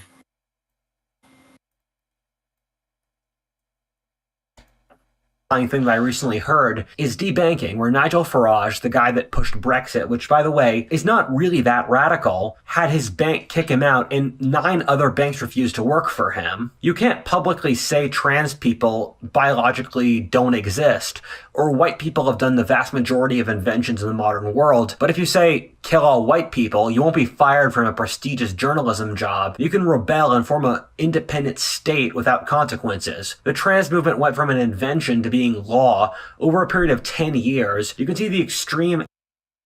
Trans people have become the law. I don't understand. Are you the law? Are you? If you have to tell me if you're a cop. I am the law. I'm not a cop. I'm just the apotheosis of law. I am order itself. Well, we've answered that question. Anti-hate speech laws over much of the West being demonstrative of a leftist elite. An example that we have a leftist elite is that Donald Trump more social gains in that time, but none of the actions the left has done is controversial, and controversy always demonstrates who's in power. This does not come from Voltaire. This comes from a neo-Nazi. Yes. Oh my God. Not like a neo-Nazi as in a contemporary grifter, but a person who I think was a member of the American Nazi Party. More to the point, you absolutely can. Like, Matt Walsh makes bank on criticizing, well, not even criticizing, just attacking trans people. There's a whole right-wing industry around it, which he's engaging in right now. Like, if this was actually the case, you wouldn't say these things, because we turn around in our infinite wisdom as the almighty left and debank you. And it's not what's happening. Nigel Farage and Brexit actually is incredibly stupid, because it's dramatically lowered the cost, or the increased the cost of living in the United Kingdom and lowered people's quality of life. Because it demonstrates what the cultural consensus is. The left runs the largest corporations, the government, the media, bureaucracy, a large share of religious and I mean, I think all 3 of those departments kinda exist. They just are not quite called that. It's called theology. It's called, well, Western studies exists in a whole host of different ways. Men's studies actually history, sociology. Women's studies now is largely called gender studies. So men's studies does indeed exist. And let's keep going. Military organizations, Hollywood, the educational system, academia, and religious and military organizations, Hollywood, the education always demonstrates who's in power, because it demonstrates what the cultural consensus is. The left runs the largest corporations, the government, the media, bureaucracy, a large share of religious and military organizations, Hollywood, the education.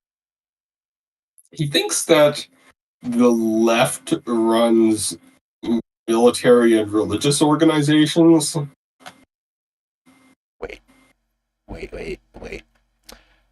I want to be clear.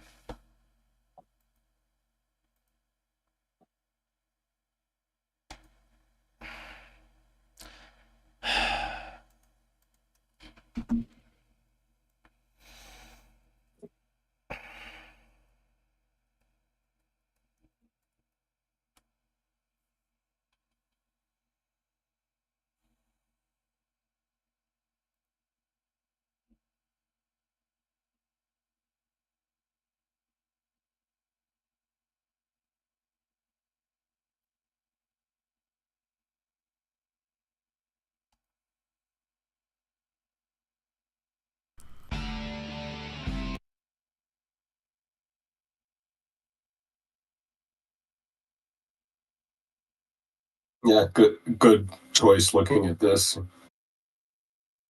Military units, and thus tilt historically. But something to consider is that as the left grows more radical, with will predict who will win the Civil War with frightening accuracy. This is because the difference between trained and untrained soldiers in combat is so massive that if one side can train its soldiers, it cannot lose. The Russian and French revolutions only worked since the army refused to follow the orders to shoot the rebels and instead sided with the Real quick, I debunked all of this thoroughly in my video on this video. However, it's all wrong. rebels. Alternately, look at the Spanish Civil War where the left-wing nationals controlled almost all of Spain, but then the North African-based fascist army was able to almost single-handedly win the Civil War against them from carving across That's also really wrong.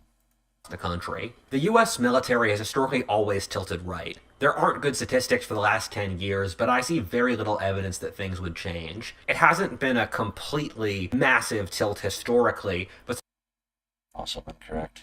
something to consider is that as the left grows more radical, it becomes more anti-military and against the values that hold the military together, like honor, discipline, and duty. Meanwhile, the right, as it becomes more radical, becomes more markedly militaristic and pro-military.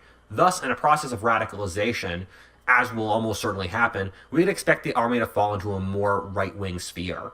Officers or those who provide leadership and make the decisions for what political side their units would choose tilt significantly more conservative as well, more so than the rest of the military.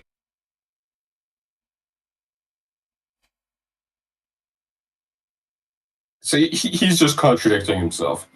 Outright. Also, this isn't true. Remotely true. I talked to a lot of officers. They fucking hated Trump. System, academia, and big That did show that the officers liked him more in 2016 than 2020. So I think that's notable. Well, to not get too deep into it, I think I story time. Really excellent story. For a significant portion of about 4 years, up until very recently, this past couple months actually, a very close friend of mine was working at the Pentagon. 2018, 2019, 2020, etc. There was discussion around the time that Trump goes to France and he sees the military parade that Macron puts on. And he wants to do one here in Washington, D.C. with tanks and all that shit, right? An Abrams tank weighs around 60 tons, which is over the weight limit for structural roads in America, right? So they're sitting there talking about this. What do we do if a tank collapses the road? The answer is we send a recovery vehicle to get the tank out of the hole, right? The problem is the recovery vehicle is based upon the Abrams chassis. It itself weighs 60 tons. Trump created these kinds of problems all the time, which is why people just ended up fucking hating him. And that's not even going into the whole documents thing, which Has soured him considerably, I think. All right, let's go. basically every other institution in society. These aren't moderate left-wingers either, but rather ones who want to destroy the current civilization and believe that every single element of the society should be based around them. If you disagree with the left in many cases, you'll lose your job, have your home doxxed, and maybe even face... That's not radical leftist. That's just something that is easy for the right to point at. It's basically completely true, everything there. Like, white culture in the United States holds all these assumptions, and just... Yeah,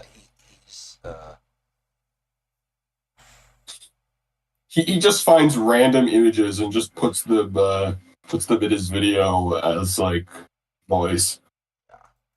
physical violence. One of the lessons I've learned is that it's more important to see what someone doesn't say than what they do. Oftentimes when someone screams a certain message, it's just a way to take attention off from something else they're doing. That is clearly the case with the modern elite. Almost no one really stands against minority, sexual, or other identities, which is why the left has been able to be so successful since there's not really any opposition. However, the left has turned this into being the only issue that can be discussed in society today. I remember when I was in college, my professor asked me how my essay on Arthurian literature related back to oppression, since every single thing we wrote in that class had to relate back to oppression somehow.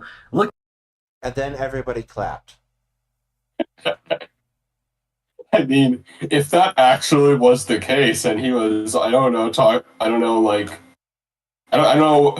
there probably is a class that everything would need to go to oppression because it was a class about oppression, and then if he decided to... would be like, I imagine what he did is he was in an English class, probably. And what you do, like, English classes in college typically have a theme that you're expected to write around. And I'll bet you any money that because he dropped out, he probably A, failed substantially, and B, decided that it wasn't his fault because he's too brilliant for them. But what happened was he decided to write about what he wanted to write about, and it wasn't about what the professor's assigned theme was. I remember when I was in college, I was in an English class like that, and I very much did not like what was like the angle of something related to animal rights, and I basically went pretty hard against the grain of the class, but still got like a 90 in the class. So it's like for these kinds of... I did the same thing where I questioned the theme of my English class in college, and like you can passed because I engaged with the material. Yeah, like just because you can typically go against the positions of professors a lot more than all these right-wing grifters think that you can, as long as you actually engage with the material. I remember one time I was in like a gender philosophy class, and this was back in my anti-SJW phase, and I basically wrote everything from an anti-feminist perspective, but still ended up doing well in the class, even though I don't think I should have done well in the class. Yeah, like this concept that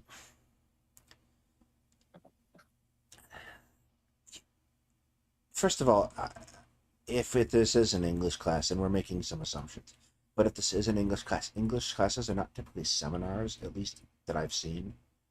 They're typically small groups, and they're taught by TAs and grad students who purport to a professor. So, like, you get even more leeway there, because a lot of times TAs do not necessarily smack you around as hard as they should. And the other thing, like, professors who are good at teaching are going to let you make an ass of yourself and still give you the grade as long as you commit to the material. See, with the way Whatifalthist presents his material, him choosing to do a thing that runs against engaging with the material, and this happened. He always talks about how his high school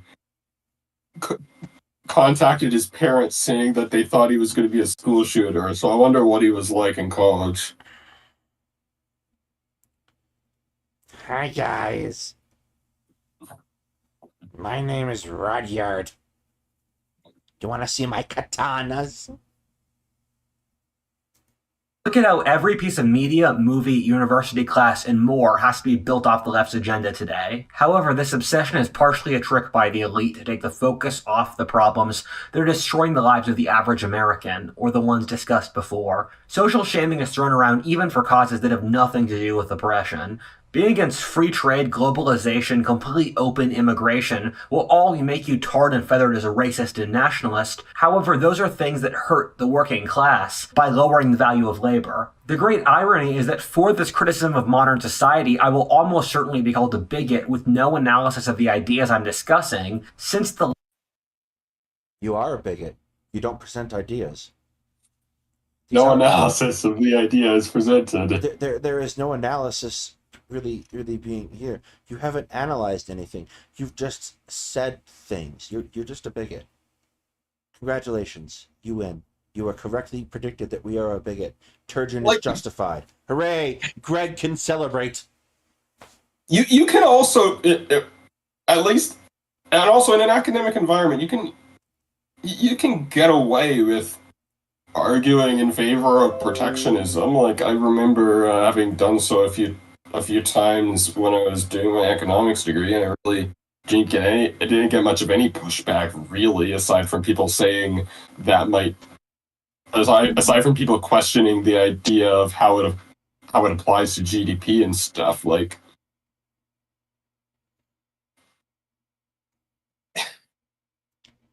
if somebody is saying that they want protectionism and then also using like 50 racial slurs in it, that's very different than if you're presenting it in a way that is academically respected.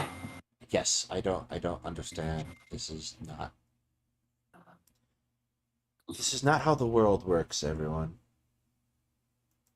The left is completely incapable of realizing its own failing or taking any criticism. They're kind of doomed because they can't change strategies for the real world. As I've said many times before, and as explained through this text wall, all of the left... I can't believe he actually said that sentence. Wasn't that the sentence that you said in your thing? Me? Yeah, in your short. I explained this text wall. I think it's almost literally the sentence. Can you go back to it? Positions benefit the college educated and give them more jobs. Can't change strategies for the real world. As I've said many times before, and as explained through this text wall, all of the...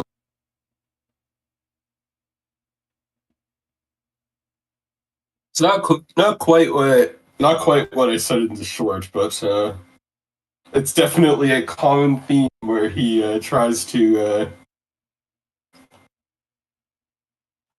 say that the left is just trying to benefit college-educated people, and he has done this before, but apparently the left. So the left is a massively powerful organization that has tricked the world into taking over all these institutions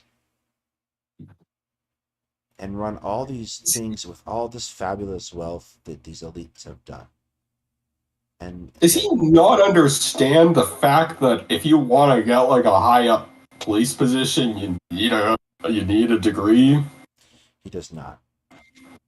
He does not understand. He does not. Things. He must not know that criminology is even a field. Yes. He's describing the Jews. Yeah, yes. The left is the Jews. God damn it! He did it again. Here's my list of Jewish intellectuals who've ruined the world. I hope my audience doesn't misinterpret this as anti-Semitic. He's doing it again. He's blaming the Jews for not being able to get away.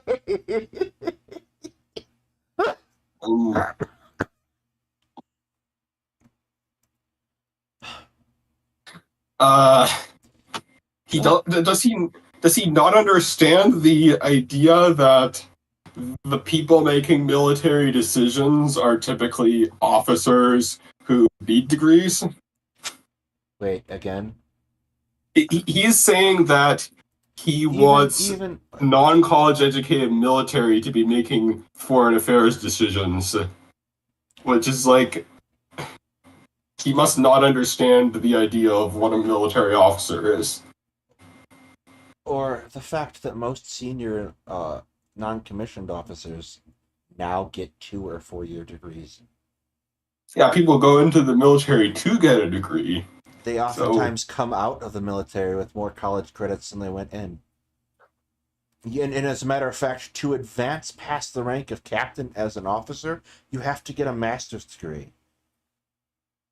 The right wants traditional religious figures to determine social and moral codes. Does he not understand the idea that theology degrees exist and have been a thing that you needed to be a traditional religious figure for like centuries? No.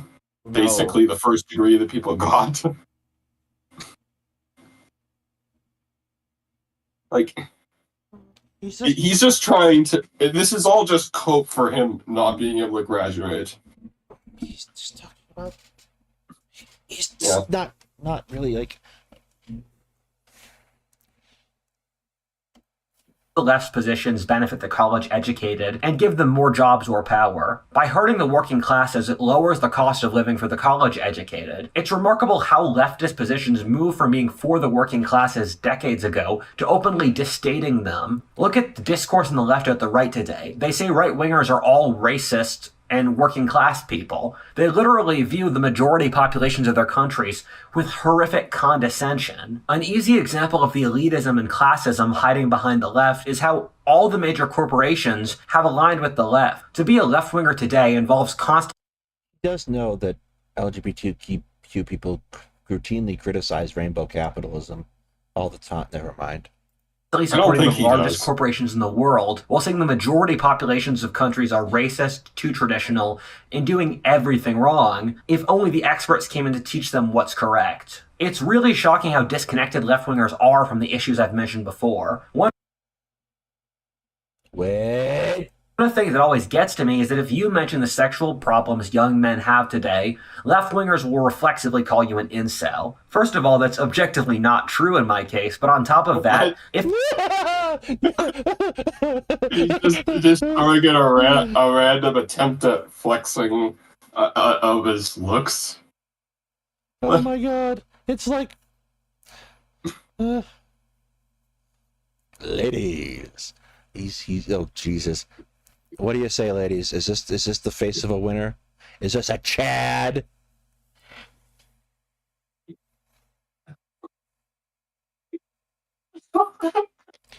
the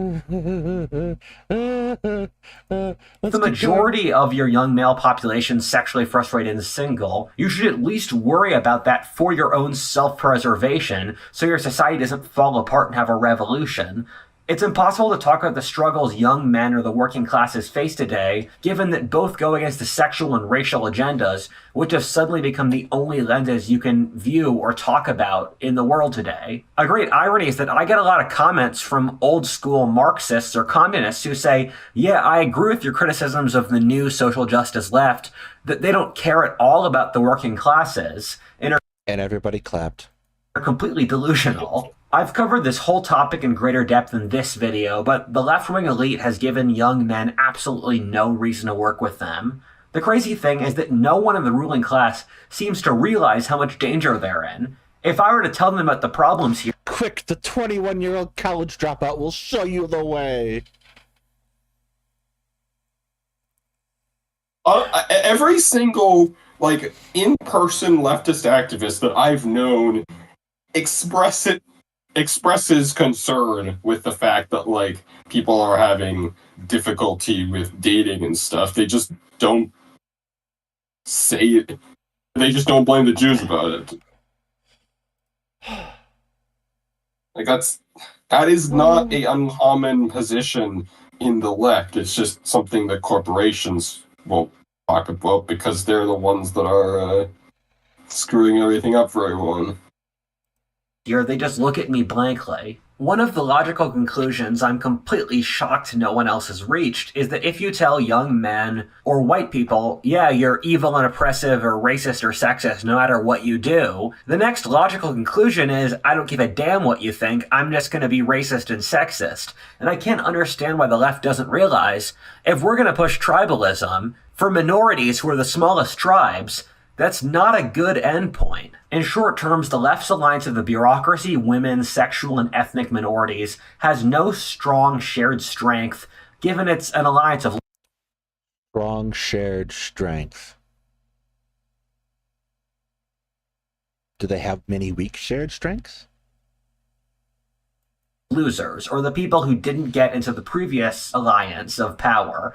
None of these factions really like each other that much, except for their hatred of the traditional culture. However, as said before, the left has no military culture and scorns manliness, meaning it will... Fuck!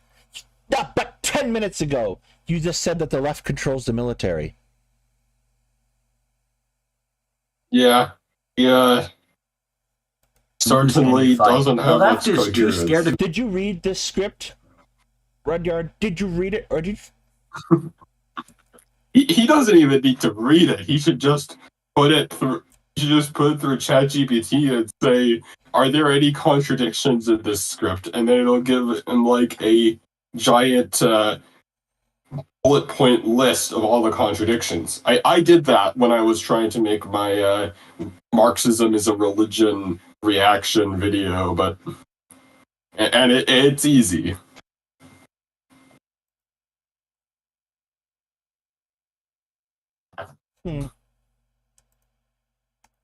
Of using force to remove the homeless from city centers, let alone bloodily put down a revolt. Young men have absolutely no reason to fight for the left, and especially those of strong military fiber. The left literally dislikes the idea of aggression, masculinity, planning, social structure, or having standards. As Mao Zedong said, power comes from the muzzle of a gun, and the left thinks owning guns is morally wrong. Modern young left-wingers have a culture that glorifies anxiety, making excuses and weakness. The idea of leftists organizing militarily, actually having a coherent plan and carrying it out is so laughable, even left-wing late-night shows have made jokes about it. When all's said and done, no one will die for the left. Their coalition includes the government bureaucracy, but not the military. Oh, for the love of fuck. Women will not fight, and neither will most LGBT and weak men. The left is literally a coalition of everyone who doesn't want to sacrifice anything for a cause, and is one of their dominant... Rudyard, I'll make you a deal.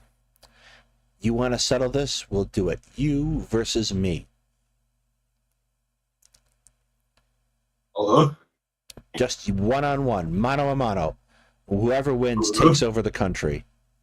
I don't know what gender the people are in that image, but like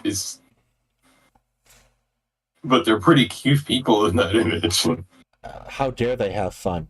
How dare they have fun in this time of crisis where the men of the world are suffering in misery and alone? Here's the thing. I used to live in Chicago. 6 years of which, of the 10 years I lived in Chicago, I lived at the intersection of, or near the intersection rather, of Broadway and Belmont. If you are at all familiar with Chicago, you'll know that this is Boys Town. Let's assume that this picture is a pride parade. The pride parade went past my house, or apartment rather, every year, like clockwork. And if I stepped outside, a straight man, stepped outside, you know what? No one is going to shun me. They'd be like, hey, you're a participant. Come watch the parade.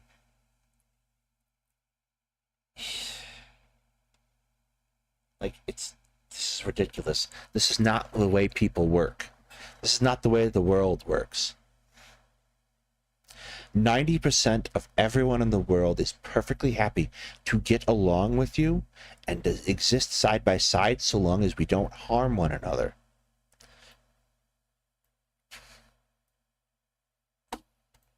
Moral tenets is permissiveness. The similarity between today and the French Revolution is a completely incompetent elite with no actual force, which at the same time is incredibly arrogant, looks down upon the population, and the actual... The irony is he's been incredibly arrogant about people this entire video.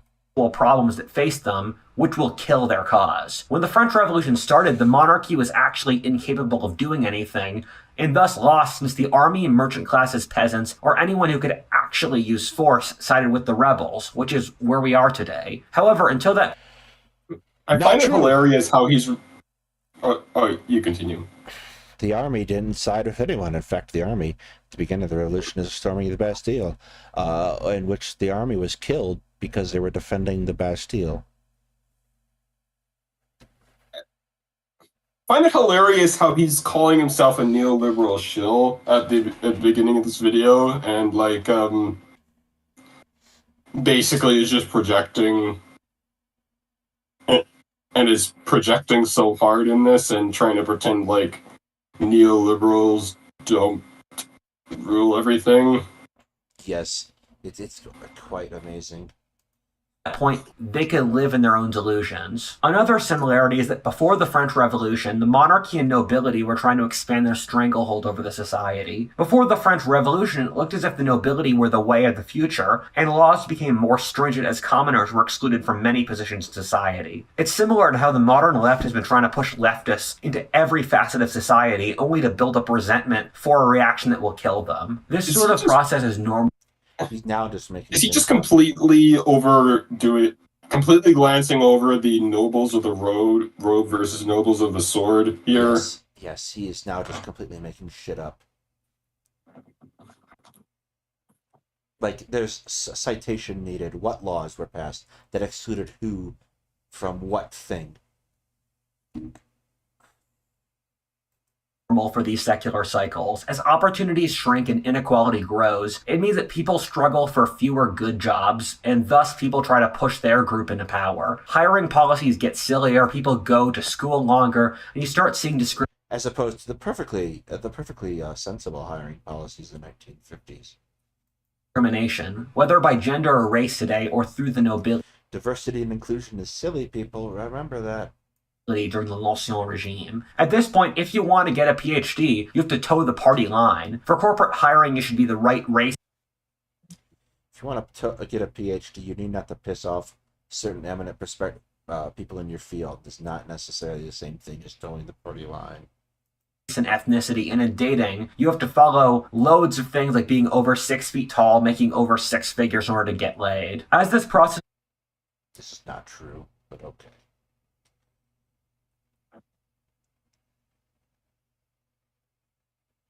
Weird how he put the supporting LGBT or no, that wasn't supporting LGBT community, that was being LGBT.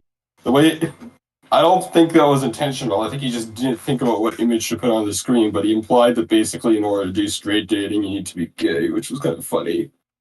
It does not seem to be the case, but you know. Whatifalthist is very angry and very stupid. This occurs, it creates politics. It creates politics among the leadership in which only the most docile who agree with the ruling regime get hired, thus resulting in the classic decadent court of idiots completely incapable of seeing real problems, which I talk about in this video. However, on top of this, as people with genuine talent get left out without money or power, and the leadership fossilizes, it sets up the society for revolution, which we're going to look at. Are we pretending that George Washington was not an effete fop? He was not, it was. He's implying that like George Washington was some really smart guy who couldn't get a job because all the how dare the British, all the jobs were. How dare the British keep an unqualified man from military command? Those jackasses. Next. There are several different cycles in history. One's generational around 80 to 120 years. There's a bigger one around 200 and 300 years. There's a really big one at 2,100 years. However, part of the reason the parallels to the French Revolution run so close is that for the 200-year cycle, the last time it fully played out was the French Revolution. History has a pendulum that swings back and forth, reacting to the last swing. Me Too and the Cult of the Oppressed is partially a reaction to the Romans in the last cycle, who kept millions of women as sex slaves with no rights. Our era is also partially a reaction to the Nazis and World. I'm sorry. You wanted to say so, is the Strauss-Howe revolutionary generational theory? That's also really discredited too. Yes. He mentioned a third that I think was Oswald Spengler or something, but I want to actually get to see what he was saying. I'm 90% sure it was Spengler, also discredited. And he's back and forth. Parallels to the French Revolution runs. Yeah, it's like I don't. Was Spengler even accepted ever? I always thought of him as just being some nut who nobody ever respected except for the Nazis. Pretty much. Although the Nazis did get a considerable amount of cultural cachet and agriculture and history inside Germany for some time.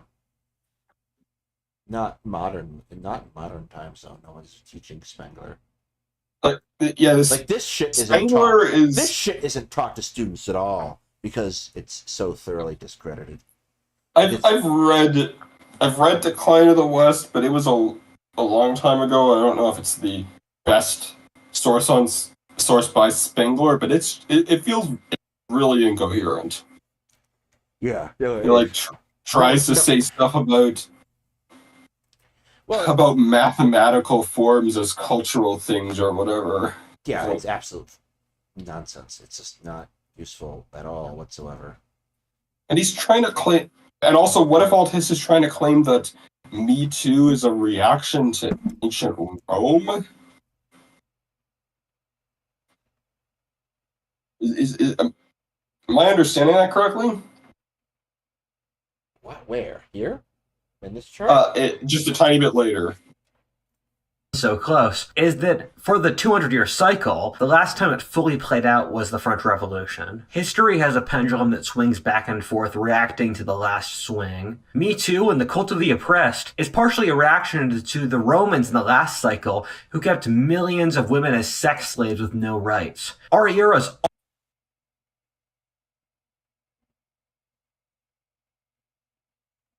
I mean, maybe you could say some elements of Christianity are that. I mean, I think you can make a good point for that. But that point Me Too erodes precipitously very quickly in the early history of the medieval church. Me Too is reacting to Me Too is more distant from this period than the existence of the Roman Empire. Than the entire existence of the Roman Empire. So I am almost flabbergasted.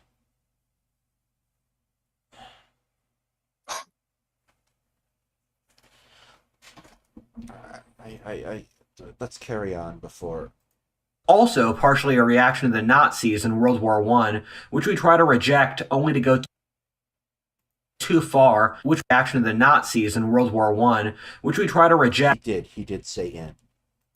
Only to go too far, which will just create the next reaction against that. History is a twisted mirror warping in on itself, in which it partially reflects another era, but it's also broken in a new thing. Our era is a twisted mirror of the French Revolution, since the ideology that won that conflict has since installed itself as the l'Ancien Regime, and now conservatives are the rebels against it. This revolution will be a counter-revolution. It will show the emptiness of the project of equality, standardization, and secularism that has ruled the world since the French Revolution. There was a really popular book before the French Revolution named Qu'est-ce que c'est le troisième état? Or What is the Third Estate? Across European history going back thousands of years, there's been this concept of the three estates, or those who work being the peasants, those who are the nobility and fight, and those who pray and protect the psychology and spirituality of the society or the priests. However, the world by the time of the French Revolution had changed, and the book wrote about what is the Third Estate, and it came to the conclusion that the Third Estate was everything. It made money, could fight in battle, explored, and did scientific innovations. As warfare switched from aristocratic knights on horseback to ranks of musketeers, they no longer needed the nobility for war.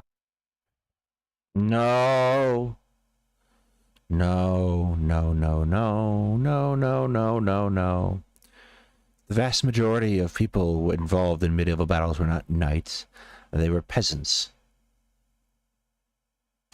And as France, which So this entire basic assumption has been undermined. was the first country in the world to do so, saw the decline in religiosity, they no longer needed the priests. This book was incredibly popular and caught on like wildfire. It was a big spur for the French Revolution, given it allowed people to articulate the thought, wait, why do we need the ruling class? I understand the shift has occurred pretty recently, in that 10, 30 years ago, Silicon Valley, Wall Street, and Hollywood are making great innovations. However, as of now, they've become stagnant and bureaucratic. I'll frame it in these terms. What does our ruling class actually add to society that we want? We've already maxed out the benefits for the digital revolution and the stuff we push for now, like virtual reality, chip. They keep you out of power. What the fuck are you even talking about? What's he talking about with the innovations of Wall Street? Anyways, is he talking about like I assume he's Bloomberg talking about. machines and I I guess assume he's talking mortgage-backed about security? things, yeah, like mortgage-backed securities.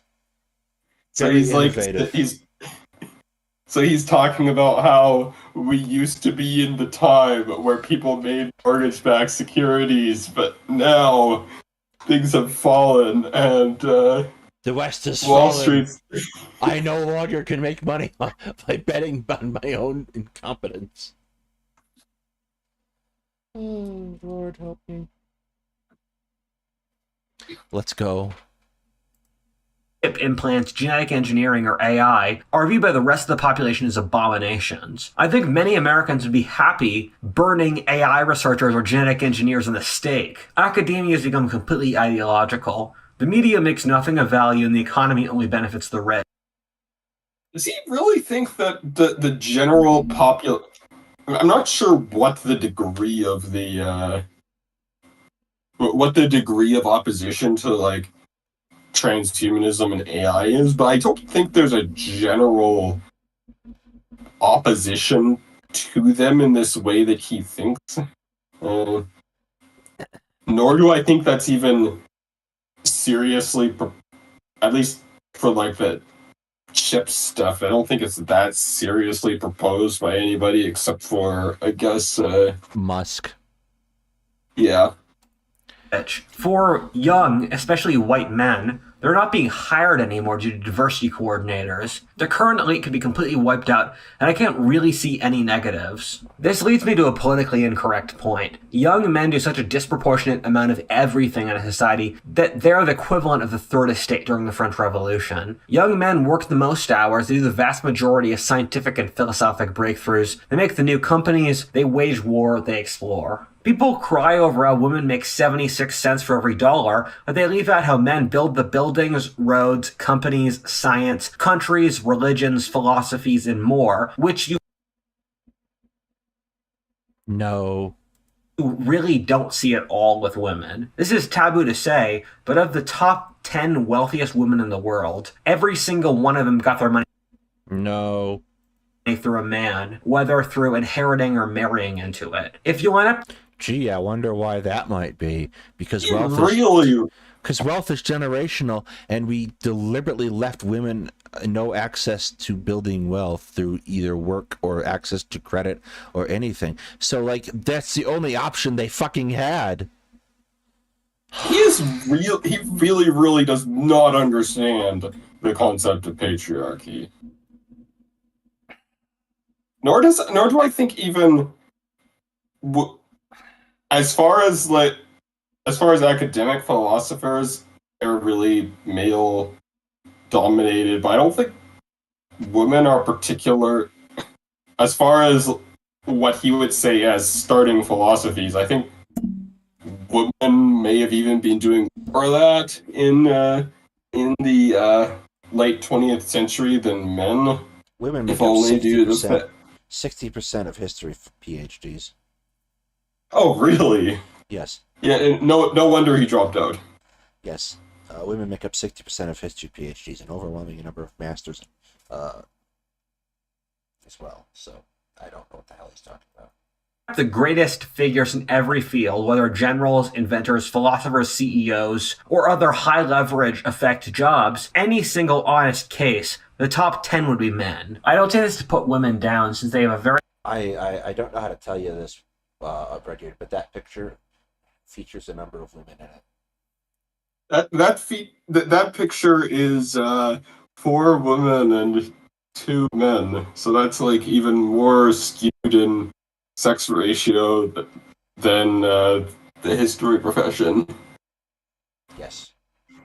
very important No, role 5 that women. modern society completely ignores. Women I think that's actually a mirror on the back, so 3 women and 2 men. Oh. give life and heart to a society, turning it from an army to a pleasant place worth living. They provide psychological stability and raise the kids. This is the case in every society in history. This more Wasn't credence. that a picture of women Revolted. marching with torches With and weapons to kill yeah. people. Yes. In fact, it was. Women make society a better place. Death to the living. Like he just finished the video, Rudyard. Sally.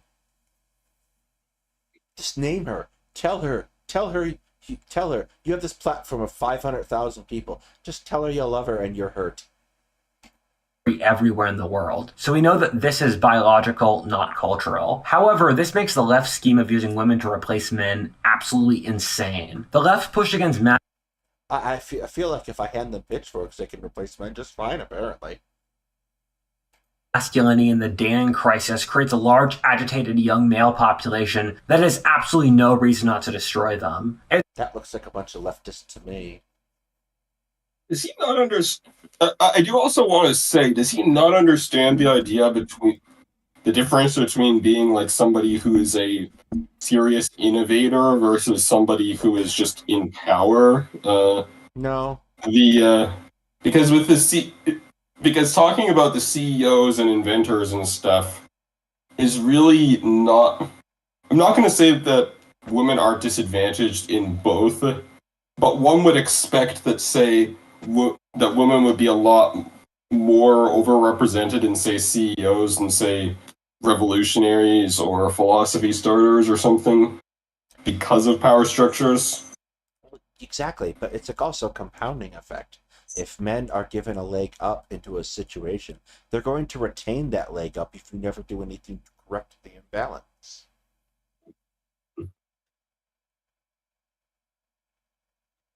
We're almost done. Let's see if we can't get through this. It's hard to believe how much of the modern left hates masculinity. They call all masculinity toxic and shame They don't. men for doing nothing wrong, rather distorted views of their ancestors. These guys have really nothing to lose. I was talking to a friend of mine who's a baby boomer. We were talking about the conservative movement and whether or not it was racist. I said yes and he said no. However, as we talked further, we realized that we meant very different things when we were talking about the right. The old right are not going to be the rebels in this revolution. The old right, or that which existed before Trump, is first of all largely dead, and most of it's been co-opted by Trump. The old right was fighting a defensive campaign against the left. It lost a lot since it lacked the left's ideological coherency, and on top of that, the old conservatives were what Samuel Francis called beautiful losers, and they're incapable. I don't think that's the right. Is he just going to completely skip over the entire conservative movement from Goldwater to Reagan? I don't think he knows about them.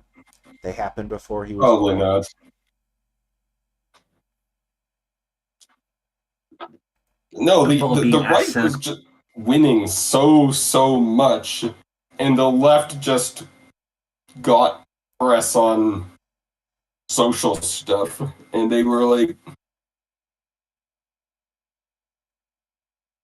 if you think that the right was losing for decades before 2016, then you're not looking at the history of the American right.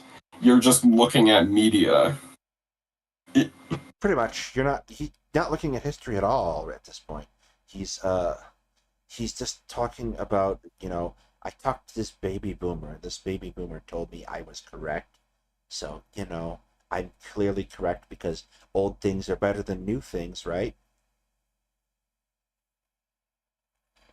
Like, this isn't... I'm gonna guess you. He doesn't have a sense of history because his sense of history exists only in what he can find Wikipedia articles for. I don't think even that far, because you can definitely learn about you can the find Barry conservative Goldwater on movement. Wikipedia. Yeah. More like Almost what you can left. find on Reddit. Which Yeah, it's a grab bag of morons. spent the post-war period infiltrating every institution of society. Among young people, I see Those damn Gregs. Wait, that's not right. almost no one who supports the old right. I don't hear a lot of praise for Reaganomics or George W. Bush. The new right, which is emerging right now, is something totally different. I compare it to the... It's Spanish royalty. What?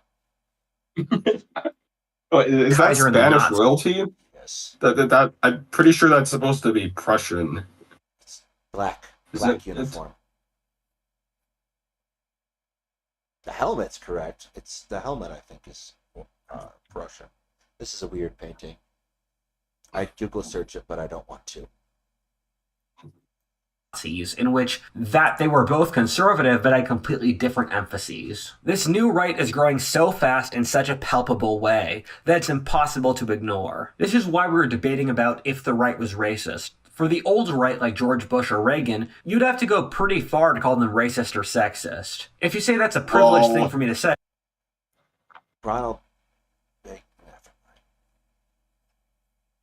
Ronald Reagan fueled a deliberate crisis to kill LGBTQ. He did, I didn't have to go very far at all. and he as far as I'm aware, he refused to do movies with black people, and Yep. that's not even, and also Ronald the Reagan cocaine stuff. switched to being a Republican after the Civil Rights Act. He said that the Democratic Party didn't. He didn't leave the party left him. Apparently, it left him at a colored's only waterfront.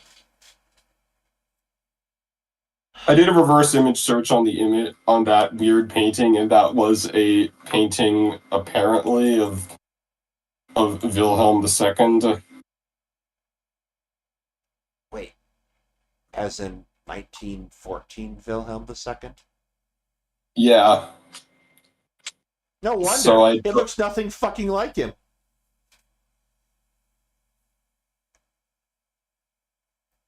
say, what are you really comparing them to? We are by far the least racist society in history. The Reagan presidency saw a massive rise in women in the workforce, while British neoliberalism was spearheaded by a woman, being Margaret Thatcher. However, the new Presenting two white people after saying we're the least racist society in history is not exactly a boon, particularly when you consider that Margaret Thatcher went out of her way to kill Irish people.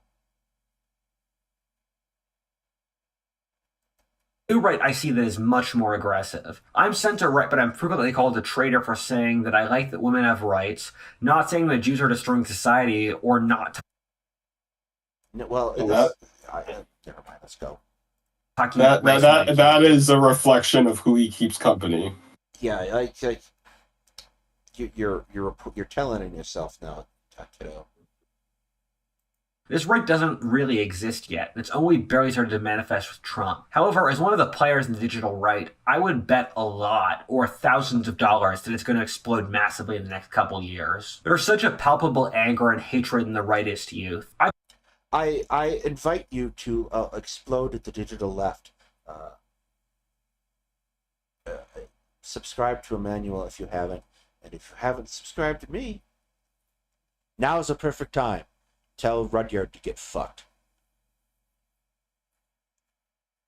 I've had to live through this crap, so I know it's justified to a certain degree, but it still scares me. I hear most young male teenagers treat Andrew Tate as their idol. I go through Instagram and I'll hear random comments under influencer girls saying, "Why aren't you in the kitchen?" This right is moving so fast and is more extreme every single year and is growing. I know very few young men who aren't being red-pilled and don't tilt right. In the same way the L'Ancien regime made the Jacobins, the left has no clue about the demon it's made. I always feel like older people struggle to understand how angry young men are and how society gives them no reason to not hate it. Almost all young men I know are rapidly descending into nihilism and anger. Life as a young man, for the most part, involves Again, you're telling on yourself. having no one treat you like a real person, care about your struggles, no dating opportunities, a life of Victorian living and work conditions. Okay, ladies, we need these videos to stop. Who's gonna bite the bullet and go out with Rudyard? We'll give you a rape whistle. People won't hire you due to diversity quotas. The entire culture and education system tells you that you're a terrible person for nothing hell you've is actually that? done. What? Is that like the true image of the female soul? Behold her eyes as you get lost in them. You need to sit down. We're almost done. Before the dog revolts. When I look at it, it seems like I'm staring at a rotting wound that everyone else is ignoring. I spoke at the beginning of the separate social clubs I've made. What I found is completely staggering difference in social cohesion between right-wing young men and every other group. Creating a social club for influencers in LA was horrible since everyone acted so entitled. People would lie to see you flake on events, and you learned to have no expectations for them. For the one for successful young people, which lead to 80% It sounds like no one wanted to hang out with you, Rudyard. Yeah. left wing. People were so anxious to talk to each other. Every interaction was for status. However, in the right-leaning groups, it's the opposite thing. Young men trusted each other. They were happy to go to events. They saw each other as brothers, and everything worked out incredibly well. You see such a higher degree of social cohesion among right-leaning young men because they're incentivized against the status and other bureaucracy of the previous group, which creates a group of young men who trust each other, are competent, and have a plan for the future. As of now, among young people, if you go to the left, the selection pressures are towards status, permissiveness, and empathy. Among the right, it's for masculinity and practicality. And if you just look at those stats, the right has the things that would win a war or... Go ahead. In all my experience, organizing social events and stuff with queer people, very, very good group cohesion, even if very little fear of doing something wrong. I think, and basically the same is the case for like any actual leftist thing, like say feeding the homeless or union organizing or anything like that. All of them, people act very, very. There's a lot of cohesion in such groups. It's just the influencer one, I think, is because influencers aren't exactly the group of people who have a good reputation of getting along with each other. No, not anywhere actually. Oh, just take the But past yeah, take the past 3 weeks and run with it. his whole idea of this is a left problem is probably more the fact that he's never met a woman or anyone on the left. Yeah. He's never met a. I remember one time he claimed that he had. He claimed that he watched a communist video once, and Yes. That's almost as that's good. the video. That's almost as good as Will and his channel. I marched in 3 pride parades. Permissiveness. You don't get it, Palm Dad. At the end of the video, you'll see Rudyard again standing in his little chair, and he'll go, everything is permitted. And then he'll leap off the chair and fall into a haystack. And an eagle will scream in the background. Ah! And then you'll see Vosh as a Templar with an apple of Eden.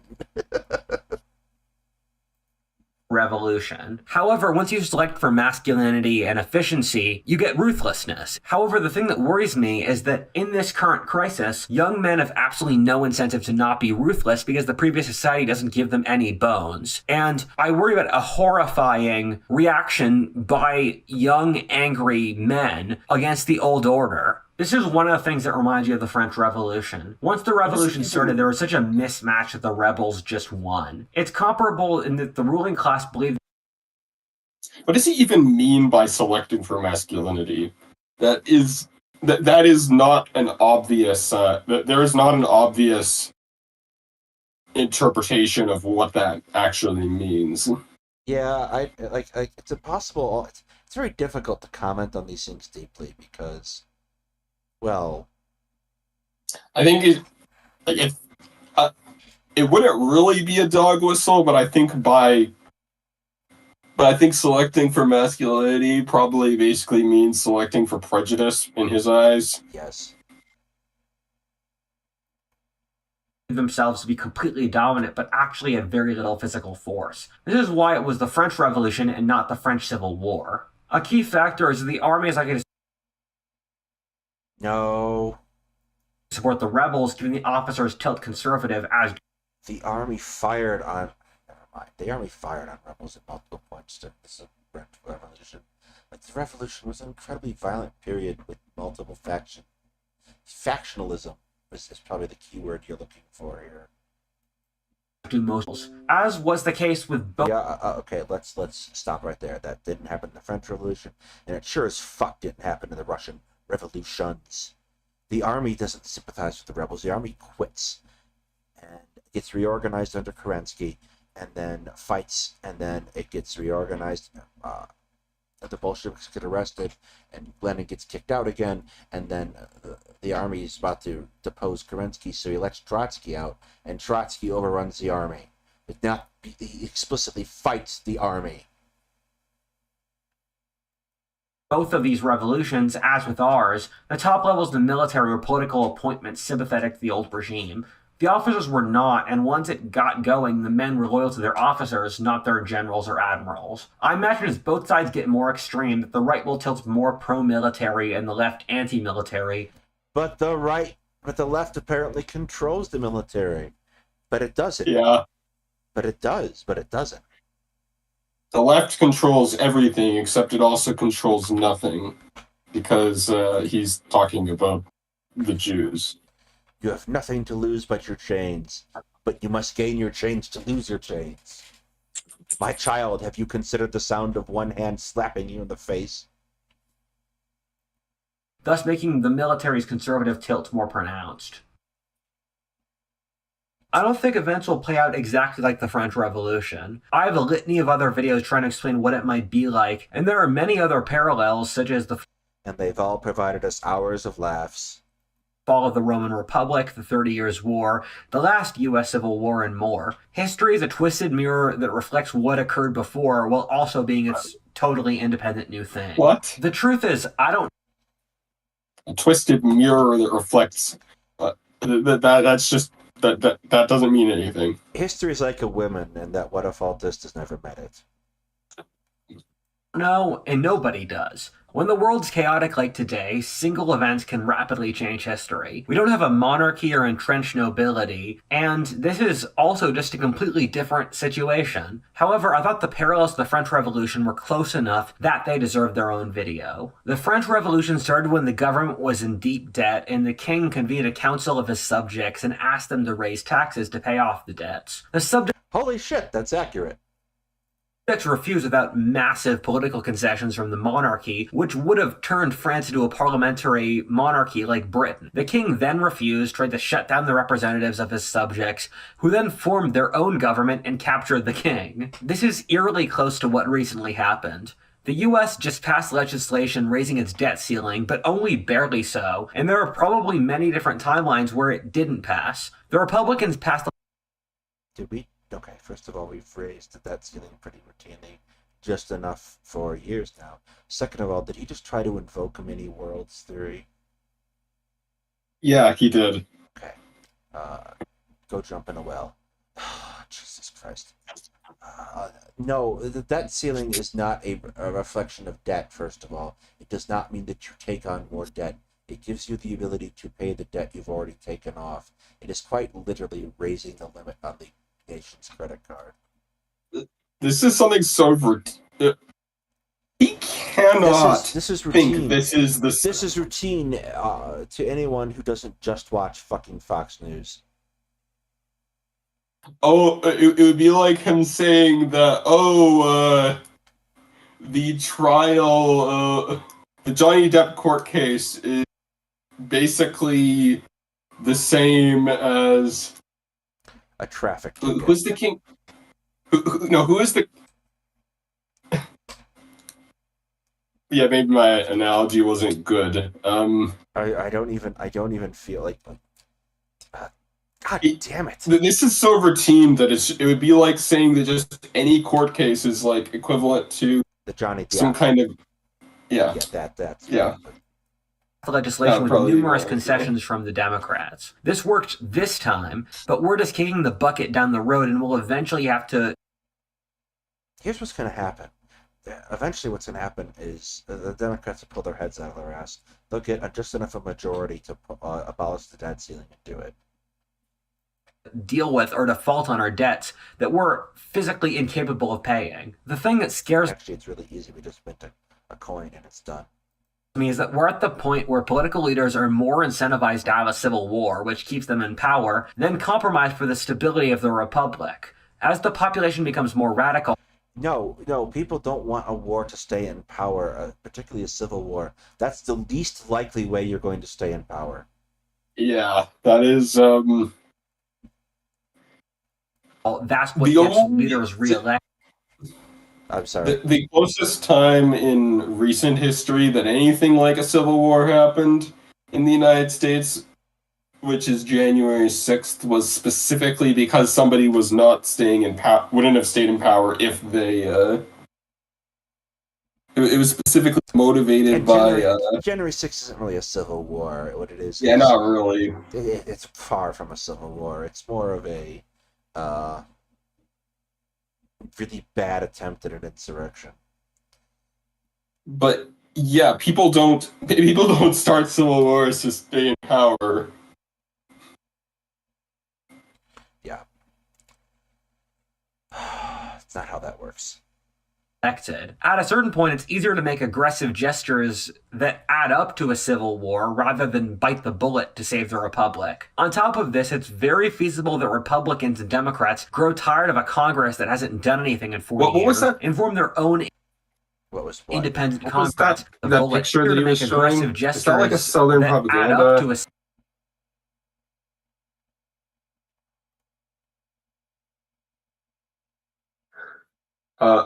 That's, I guess, Bill of Rights, stand prostrated, defeated. This is probably England. this is British. Yes. What is this? 1817. What, 1817? Just to close in Napoleonic War.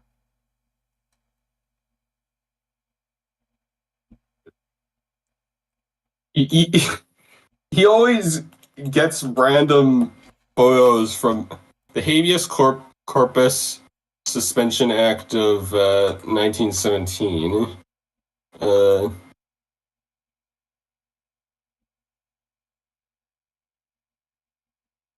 This was, I guess, in response to the French Revolution, kind of. I think there was some kind of a coup that happened, so they briefly suspended. There's some kind of suspicion of a coup that might happen, so they suspended habeas corpus for a couple months.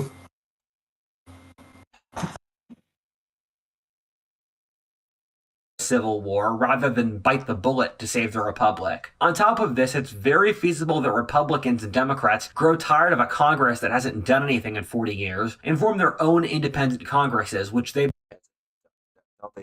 would do that. More to the point, it would be useful to do that. believe will save the nation. After this follows an economic breakdown, which I think is extremely likely today, due to the massive amount of money printing we've been doing, as well as just economic change needing to work through. I talk about this full logic in this video. The quality of life collapses, which creates a cumulative effect that results in more radicalism. Oh, What afterwards I find that Also decided to not master economics and philosophy as well. Well, what I find so funny about it is is the fact that he's going to post it when it's 2 years old at this point, like a year and like it's going to be 2 years old in just a tiny bit, and it should be a thing that he's embarrassed at that he ever made that video. There is no But he's embarrassment still to this man. accruing. There's clearly no embarrassment to this man. Child thing. occurred in the French Revolution was a breakdown of law and authority. The poor started burning down the richest properties and even the records of their debts. I just moved from LA to Texas as I write this script, and one of my friends is in the LAPD. He said that they will not protect property, and that's true for a lot of blue cities. And we just saw the BLM looting. Blue cities will burn and the rich lose their property, maybe getting killed. In the French Revolution after this point, France descended to a series of military dictatorships with ideological purges. I don't know if America is going to become... No, it descended into a single military dictatorship, which was then replaced by the monarchy again. A military dictatorship, it's definitely plausible. 80% of Americans support the military and 20% support Congress. I think conservative America, as disgraceful as it sounds, might give Donald Trump or a similar leader near dictatorial power in the middle of a terrible civil war. And the left might be run by woke committees like the Thermidorian Committee during the French Revolution. The Thermidorians, noted woke people. Ideological purges are also What completely did they actually plausible. believe? Huh? What did the Thermidorians do? Oh, there were so many goddamn factions, I'd have to look it up. But they very clearly were not woke.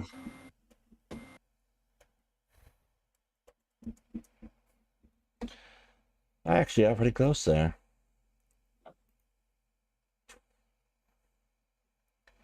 Named for the Thermidorian reaction of 1794 above.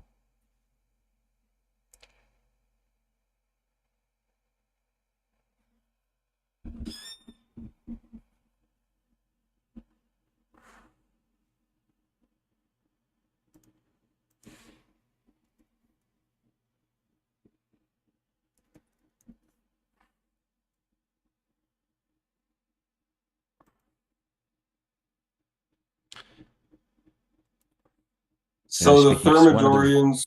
Of the Jacobins and liberalize the economy. Why does he think that these people are the woke people? Because he doesn't know anything about the French Revolution.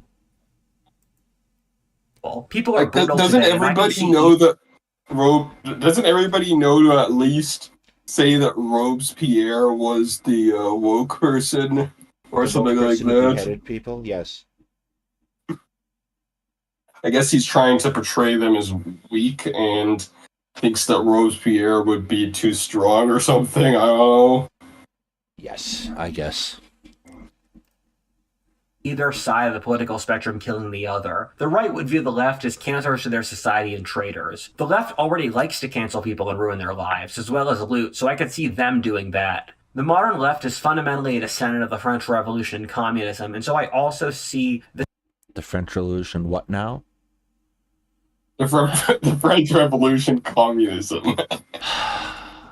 Carry I on. think he the was. same kind of purging everyone who's not a radical, which you can already see in a toned-down version with the modern left today. Robespierre! Greg Robespierre! As the co-founder of my podcast, David Hamilton, says, the guillotine's always thirsty, which is also, coincidentally, my Tinder profile. Afterwards, France became... Well, that's why he's not getting any girl. I think we've answered the reason.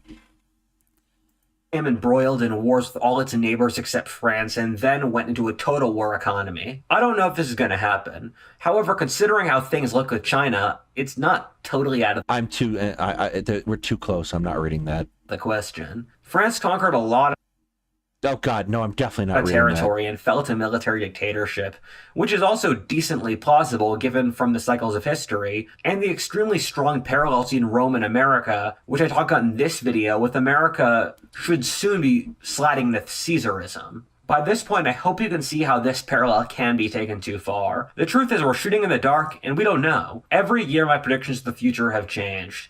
I just wish all the best, since I know things are going to get up. That might be an indication that your predictions fucking suck. Yeah.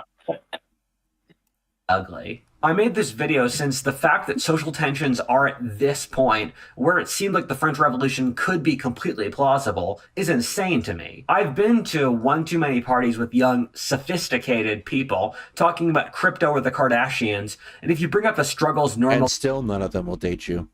Americans face or the historic precedent, they'll look at you blankly. A couple of weeks ago, I tweeted out the crash is soon and was later wrong, but around a third of the comments were thank God I can't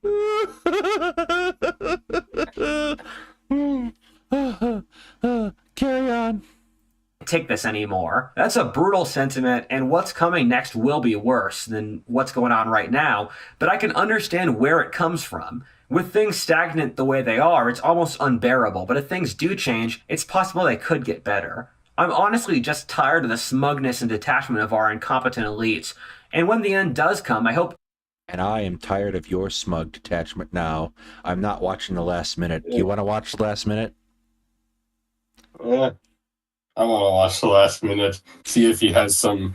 I want to see if he ends it with a verbatim quote from my short.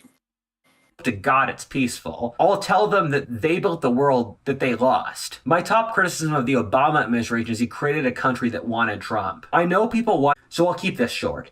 The French Revolution already happened. We saw what happened. Killing people doesn't bring a utopia. It only drives us closer to hell. Just because you're angry doesn't make the worst things. And everyone knows that the way you go to hell is through a spirit vision.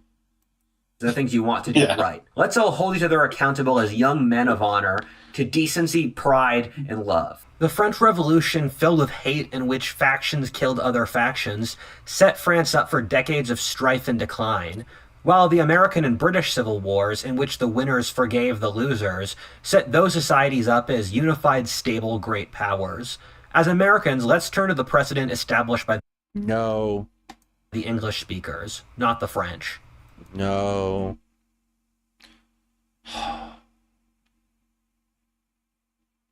And in conclusion, Craig! Yes, I understand. Yeah, You want to go downstairs. That last minute was not worth it. It was not. All right. Yeah. Any thoughts before we depart? What? Well, we know now why it is that he can't get a girlfriend. And that's the most informative part of this video. Yes, we have learned a very important lesson today. Just as I learned a very important lesson in doing debate prep, to not Google Professor Meat. All right. Do not Google. I feel like we have thoroughly covered this to death. For the rest of the week, Friday we are probably doing something as soon as me and Hetman figure it out. And then earlier in Friday, I will be teaching Lucy how to play. Kafka just joined the chat. Hey, Karasu. I will be teaching Lucy how to play Hearts of Iron 4.